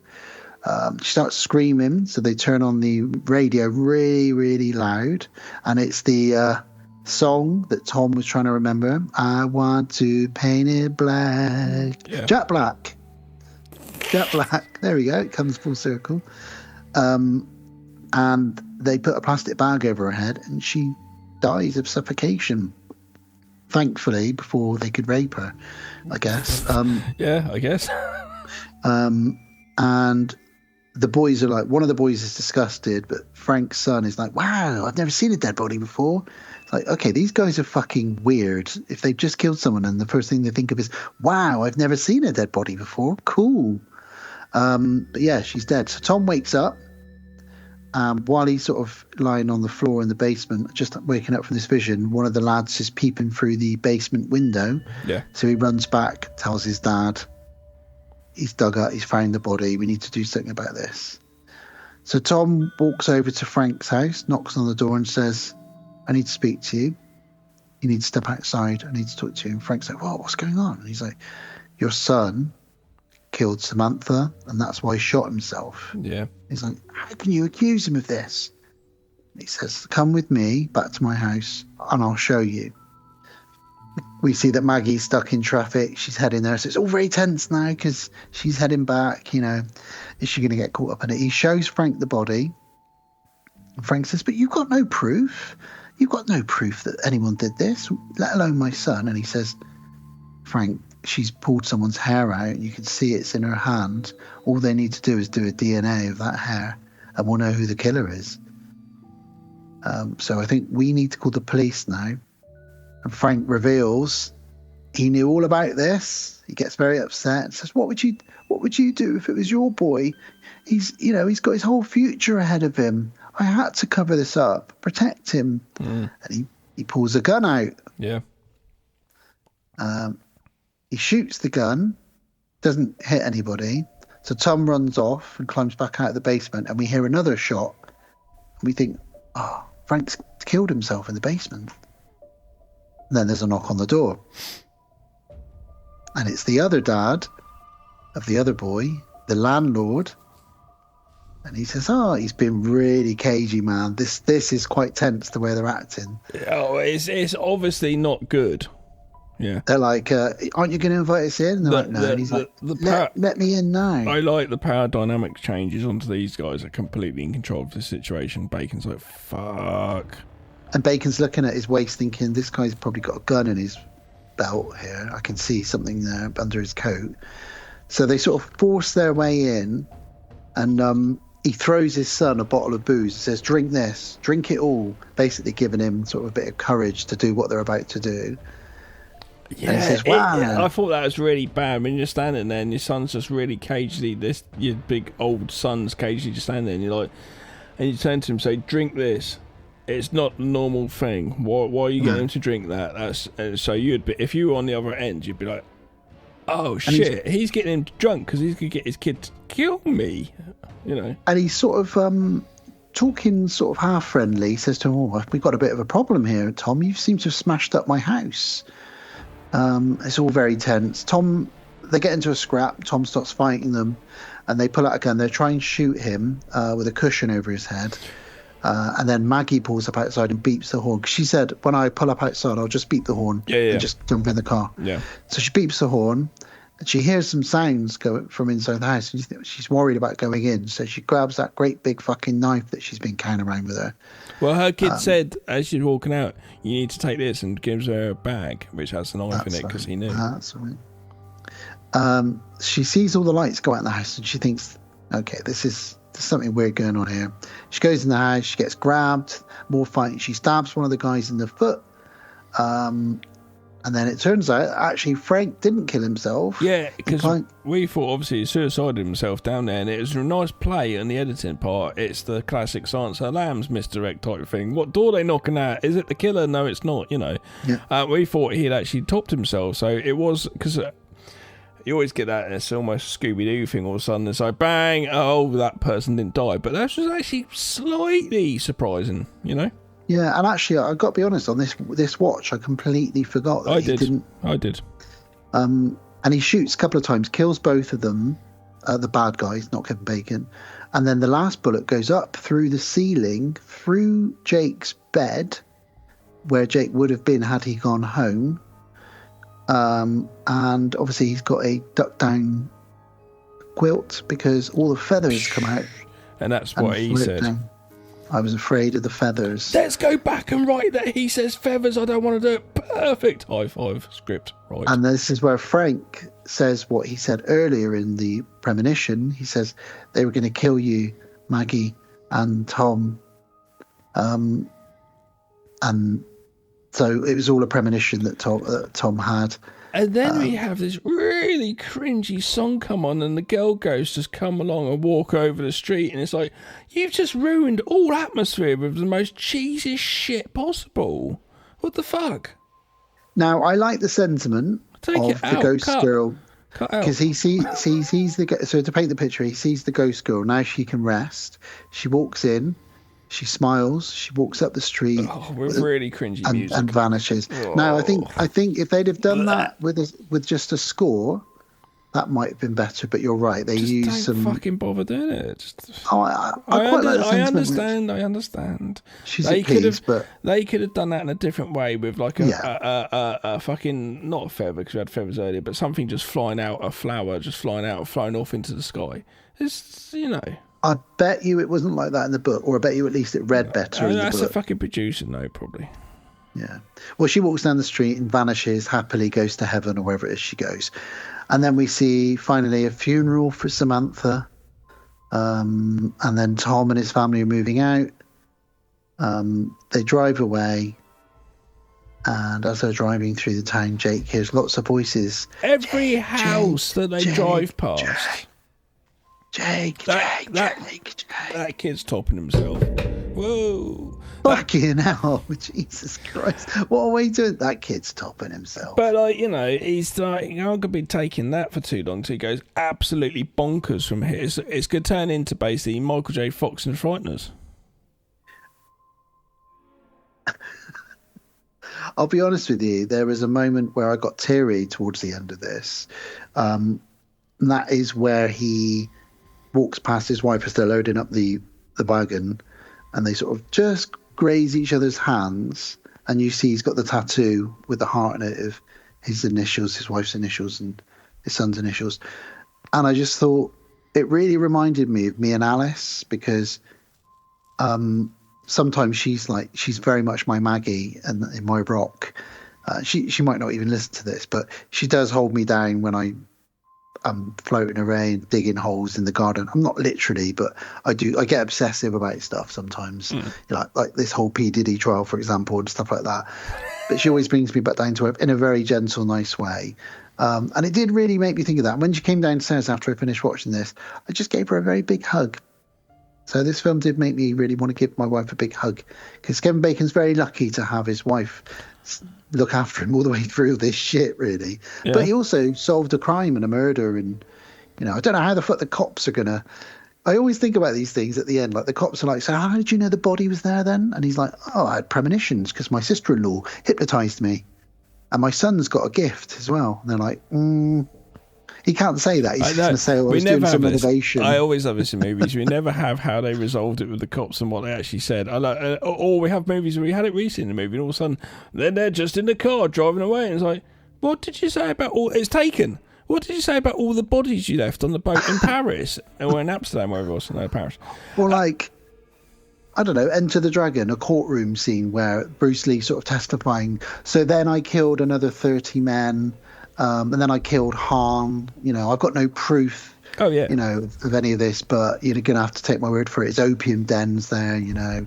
Next who testifies, John Saxon, right? Okay. It's just these movies just end. I did have an emotional moment the other day watching Despicable Me with Elijah. Got to the end of it, and he finally kisses his foster kids he's adopted on the head.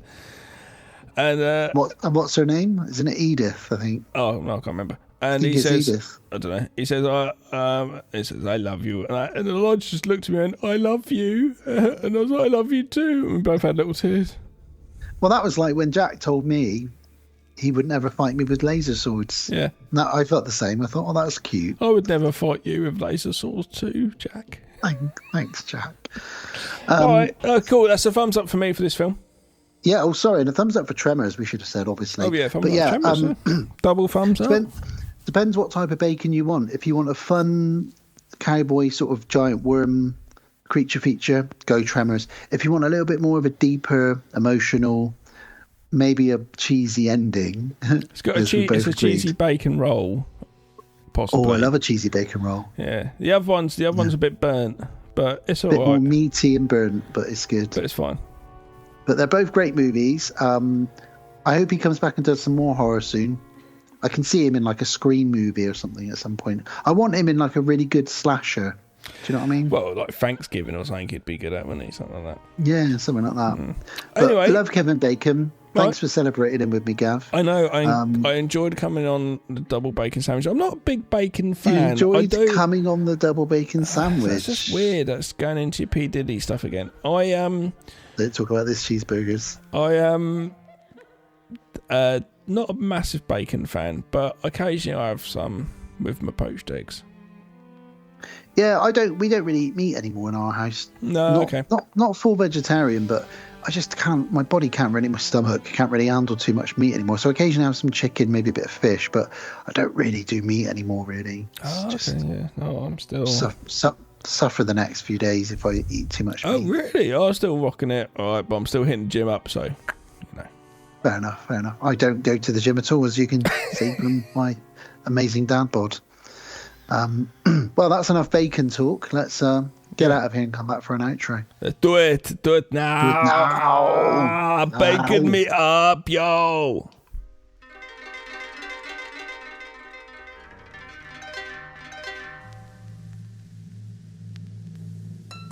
And we're back again. We're back again to say goodbye to Kevin Bacon.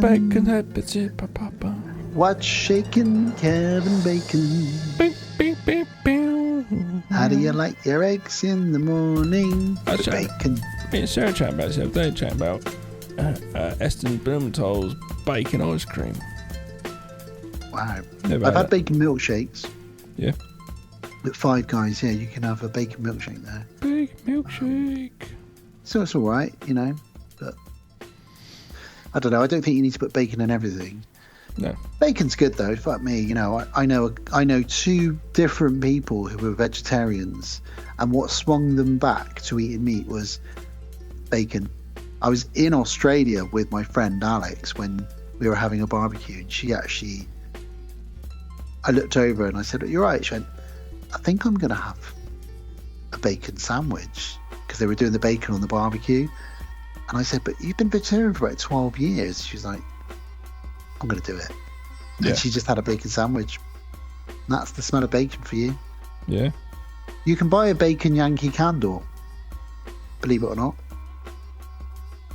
I think as long as it doesn't smell of the grease, like the smell of bacon, yeah, but sometimes you get a bit of grease with it as well, don't you? So I don't think I'd buy a bacon Yankee candle.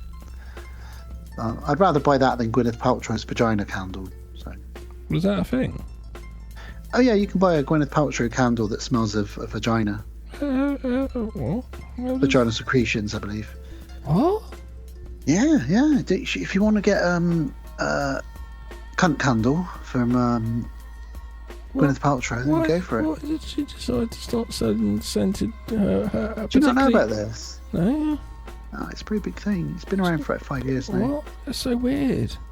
Yeah. Google it. Go down a little rabbit hole after we finish recording. I don't understand this though. So you're going to smell like a candle and go, nice. Now I know how Chris Martin feels after a big session with her. That's so weird. It is, isn't it? Cheers, what do I understand? It's just celebrities, isn't it? It's like buying Britney Spears farts off eBay or whatever you want to do, I don't know. It's so weird. All right, let's have the outro. That was episode 177 of the podcast on Haunted Hill. As we call it, the double bacon special. It was great, it was fun. We've got more to come. As a kid, though, my favourite meal, because it was the double bacon cheeseburger from Burger King. Oh, don't get me wrong. That's when I'll have... If I'm going to go to McDonald's or Burger King, I will always get the bacon on the cheeseburger. Okay, yeah.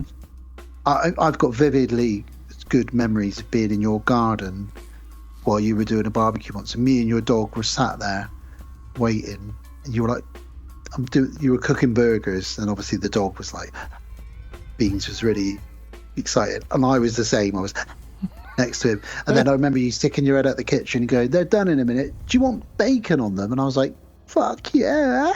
Oh, okay, nice. We had bacon cheeseburgers. I don't remember, but that sounds great. Yeah, it's great. But coming up next episode of the podcast on Haunted Hill, episode 178 is going to be a director's special, but also a return to a franchise. We'll be covering Scream 2 and Scream 3. Wes Craven. I can't wait, that'd be good.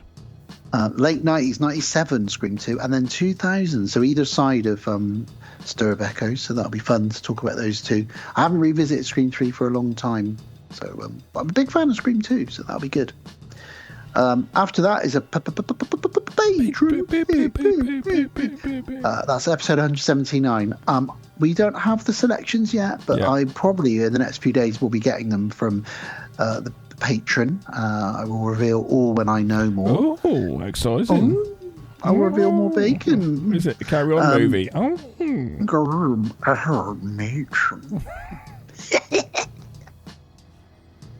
And then episode 180 is kicking off the summer, Gav. Nice. We're going to Camp Crystal Lake again. Oh, that's so good. Kill. We're going to be covering Friday the 13th, Part 7. Nice. The new blood, which is basically Carrie versus Jason. Great stuff. Okay, yeah. From 1988. And then we'll be pairing that up with 1989's Jason Takes Manhattan.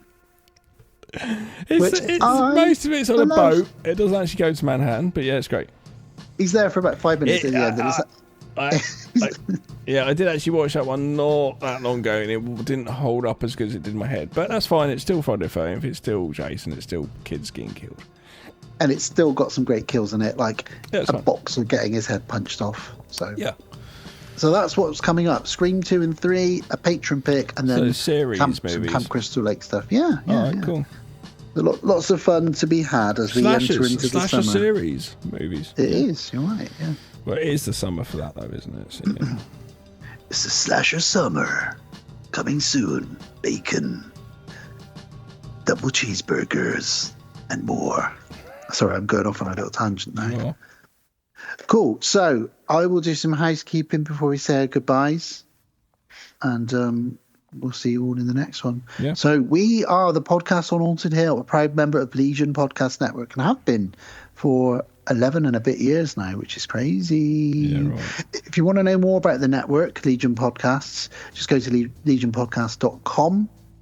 Find out more about all the shows on the network. All of their past episodes, including all of ours, are on there as well. We also fall under the Deadbolt Media umbrella, which is our production company. I'll come back to that in just a moment. If you want to message us, you can send us an email. Our email address is thepodcastonhauntedhill@outlook.com. We're also on Facebook. Just search for the Podcast on Haunted Hill. We have an active community on there of about 700 or 800 absolute nutbags that we love dearly, who post on there daily about what they're watching, what they're looking forward to, silly gifs and memes. It's all fun and games. Yep. You can also reach out to us through Messenger on there as well. Probably me rather than Gav, because he doesn't go on there too much. We're on Instagram as well. Our handle is the Podcast on Haunted Hill Insta. Legion are also on Facebook. Again, just search for Legion Podcasts. And wherever you're listening to us now is where you can continue to listen to us, hopefully. We're on most podcast platforms: Spotify, YouTube, Podknife, Podbean, Apple, Podcast Addict, and all the other usual stuff. Just Google the Podcast on Haunted Hill and you'll find us. You'll find us. If you call us, we will come. Well, not like that, but I mentioned Deadbolt Media. So Deadbolt Films is our production company. If you hit up deadboltfilms.com, you can visit our website and find out all the features and shorts that we've done, as well as the comics that we've got coming out. Do check out Amanda. Tentacle stuff. Yeah. Amanda, our latest feature, which is a found footage, missing person sort of phase. Great stuff. It's just really great. And what else is going on with Deadbolt, Gav? There's a couple of things in the pipeline, isn't there? Well, on the comic side of things, Eldritch Lust number 3 fund finished. That came into £23,000. Baby. So we're getting those episodes out. Editions, comic issues out. If you're into tentacles, then yeah, that's that. But we've got another comic series coming. It's going to get started soon. Devil Girl is getting made. Yeah, we're finishing The Telling, which is Ben's short film. We're just getting that done. Then I'm going to be pushing. We decided to now shoot the found footage film we're going to do with the security van. We decided we're going to shoot it with the red camera to make it more like a legit movie rather than just a found footage film. Just because we need to use that camera because it's a very good camera. So I've started scripting that. So we're going to be making that, I think, next. But we are also doing other shit as well.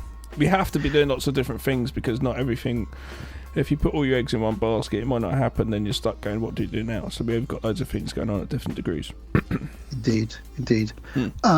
We obviously, as a podcast, also fall under that umbrella, as does the other podcast that Gav does. High Strangers podcast, which we've been having a little bit of a hiatus at the moment. We are coming back close soon. It's important sometimes to take a break, gather your thoughts, and then jump back into it. Sarah came down. Yeah, she came down to my flat the weekend, and forgot her notes, so we couldn't record. Oh, she just didn't want to record. But I think we're recording next week. So yeah. Deadbolt Films also has a YouTube channel, which you can jump on that. You can currently watch our Star Wars horror film on there, Sanctuary Moon. Yeah, that's still there. You can also watch that in black and white if you want. You can also watch Amanda. There's lots of stuff on there to watch. It's great. Lots of short films, all sorts, yeah. Entertainment. Yeah.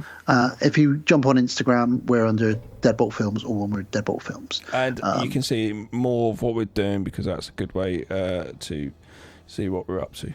In picture little form. Teasers. It's the best snippets. way of doing it, just a picture, you know. What's going on here? They wonder, what's that? What could they be filming? Yeah, have a look at the recent picture I put up today. I saw that, yes. We're also finally on Patreon, part of Patreon. So we will thank our patrons in a moment, but if you want to become a patron and support the show in a financial way, for as little as £1 or $1 a month, you do get some perks. You get a t-shirt in one of 3 colours sent out to you wherever you are. Free t-shirt. Obviously, you're giving us money, but we'll give you a free t-shirt. So that's kind of weird. You also get exclusive access to any additional content we make, podcasts or videos, as well as access to our entire back catalogue. And I don't just give my back catalogue to anybody. He doesn't. And you will also get sometimes some of our shows come out a little bit early, exclusively for our patrons. So that's another thing as well. And the big one really is that every 3 episodes is a patron. So every 3 episodes, one of our patrons gets to pick the 2 movies we're watching, movies that are near and dear to them. They tell us why they love them, why they wanted us to cover them. We cover them, and it's meant that we've really explored some movies we would never really have talked about. Most recently, I think we did Commando and Taken. We've also done stuff like Clockwork Orange, just crazy stuff that people throw at us, and we're more than happy to talk about it. As long as there's an element of darkness in that movie, we will do it. Yeah, totally. Don't just throw like My Best Friend's Wedding at us or something like that, because we'll probably struggle to talk about that. I think we're at that stage. I can always, because of the technical side and things, I could probably review most films. I think now. To be honest with you, fuck it, throw a rom-com at us. See what we do. Imagine that. Yeah. I think the closest we've got to a rom-com is when I made you watch Ghost for a Valentine's special. Yeah. At least that had some ghosts in it, but true.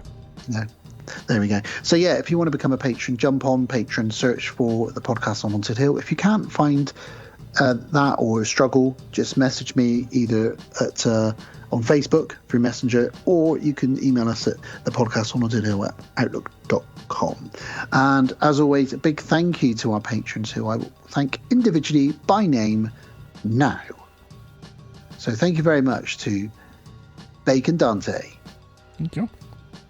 Don Bacon Collier. Thank you. Matthew Bacon Godley. Thank you. Jamie Bacon Jenkins. That was hard to say. Bacon Jenkins. Kevin S. Bacon, Fife. Yep. Sarah Bacon. Rachel Bacon. And R.J. McBacon. R.J. McBacon! That sounds like something you'd order at McDonald's. That's good. I'll get the R.J. McBacon, please. R.J. McBacon. Fresh for you. I'm loving it. So thank you very much to all of our patrons. We love you. You're wonderful. We really appreciate your support. And hope you're all wearing your t-shirts with pride. I hope so too. Or you could just be using them to dust your furniture. Whatever you want to do with it, it's up to you, really. Do what you want. Yeah. Do what you want. Do it. Do it now. Do it. But yeah, that's that. So we've got a lot of fun coming up. We've had a lot of fun with our bacon. Yep. Gav, it's time for you and I to put the bacon back in the fridge. You loved a bit of bacon, didn't you? I did. Get it down, you. Don't slip it back in the fridge. Get that down, yeah. Oh, get it up, yeah, if you want, whatever you want. Put the bacon where you want it. Kevin Bacon, heaven making. Wow. There we go. Yep. Did you just say wow but not say it? Yep. It looked like your mouth went. Well, it's a good night from Kevin Bacon. It is. And it's a good night from Kevin Bacon's tiny swimming trunks in Friday the 13th. It is. It's a good night, I guess, from Bacon's penis. I'm not seeing it, Dan has. Well, you won't see it in Hollow Man because it's invisible, but True. It'll be finding its way to you. There you go. He plays a rapist in that. So he's always played bad guys. Rapist or pedo? I know. Pick a lane, Kevin. Jesus Christ. Choose one. Are you saving dead ghost children? What are you doing? You're fighting giant worms in the desert? You're doing it all. Choose one, for fuck's sake. Taking on the X-Men in other films. Jesus Christ. Thank you for coming along on a journey with us, peeps. Come back again for another fun-filled episode. Or as Gav says, come back again real soon. And we didn't do the welcome back, welcome front, but you know all that jazz. So, well, look, thanks for coming back. Thanks for coming front. Thanks for coming around the side. And we'll see you real soon. With the bacon. Thank you for listening to the podcast on Haunted Hill. We will be back again real soon.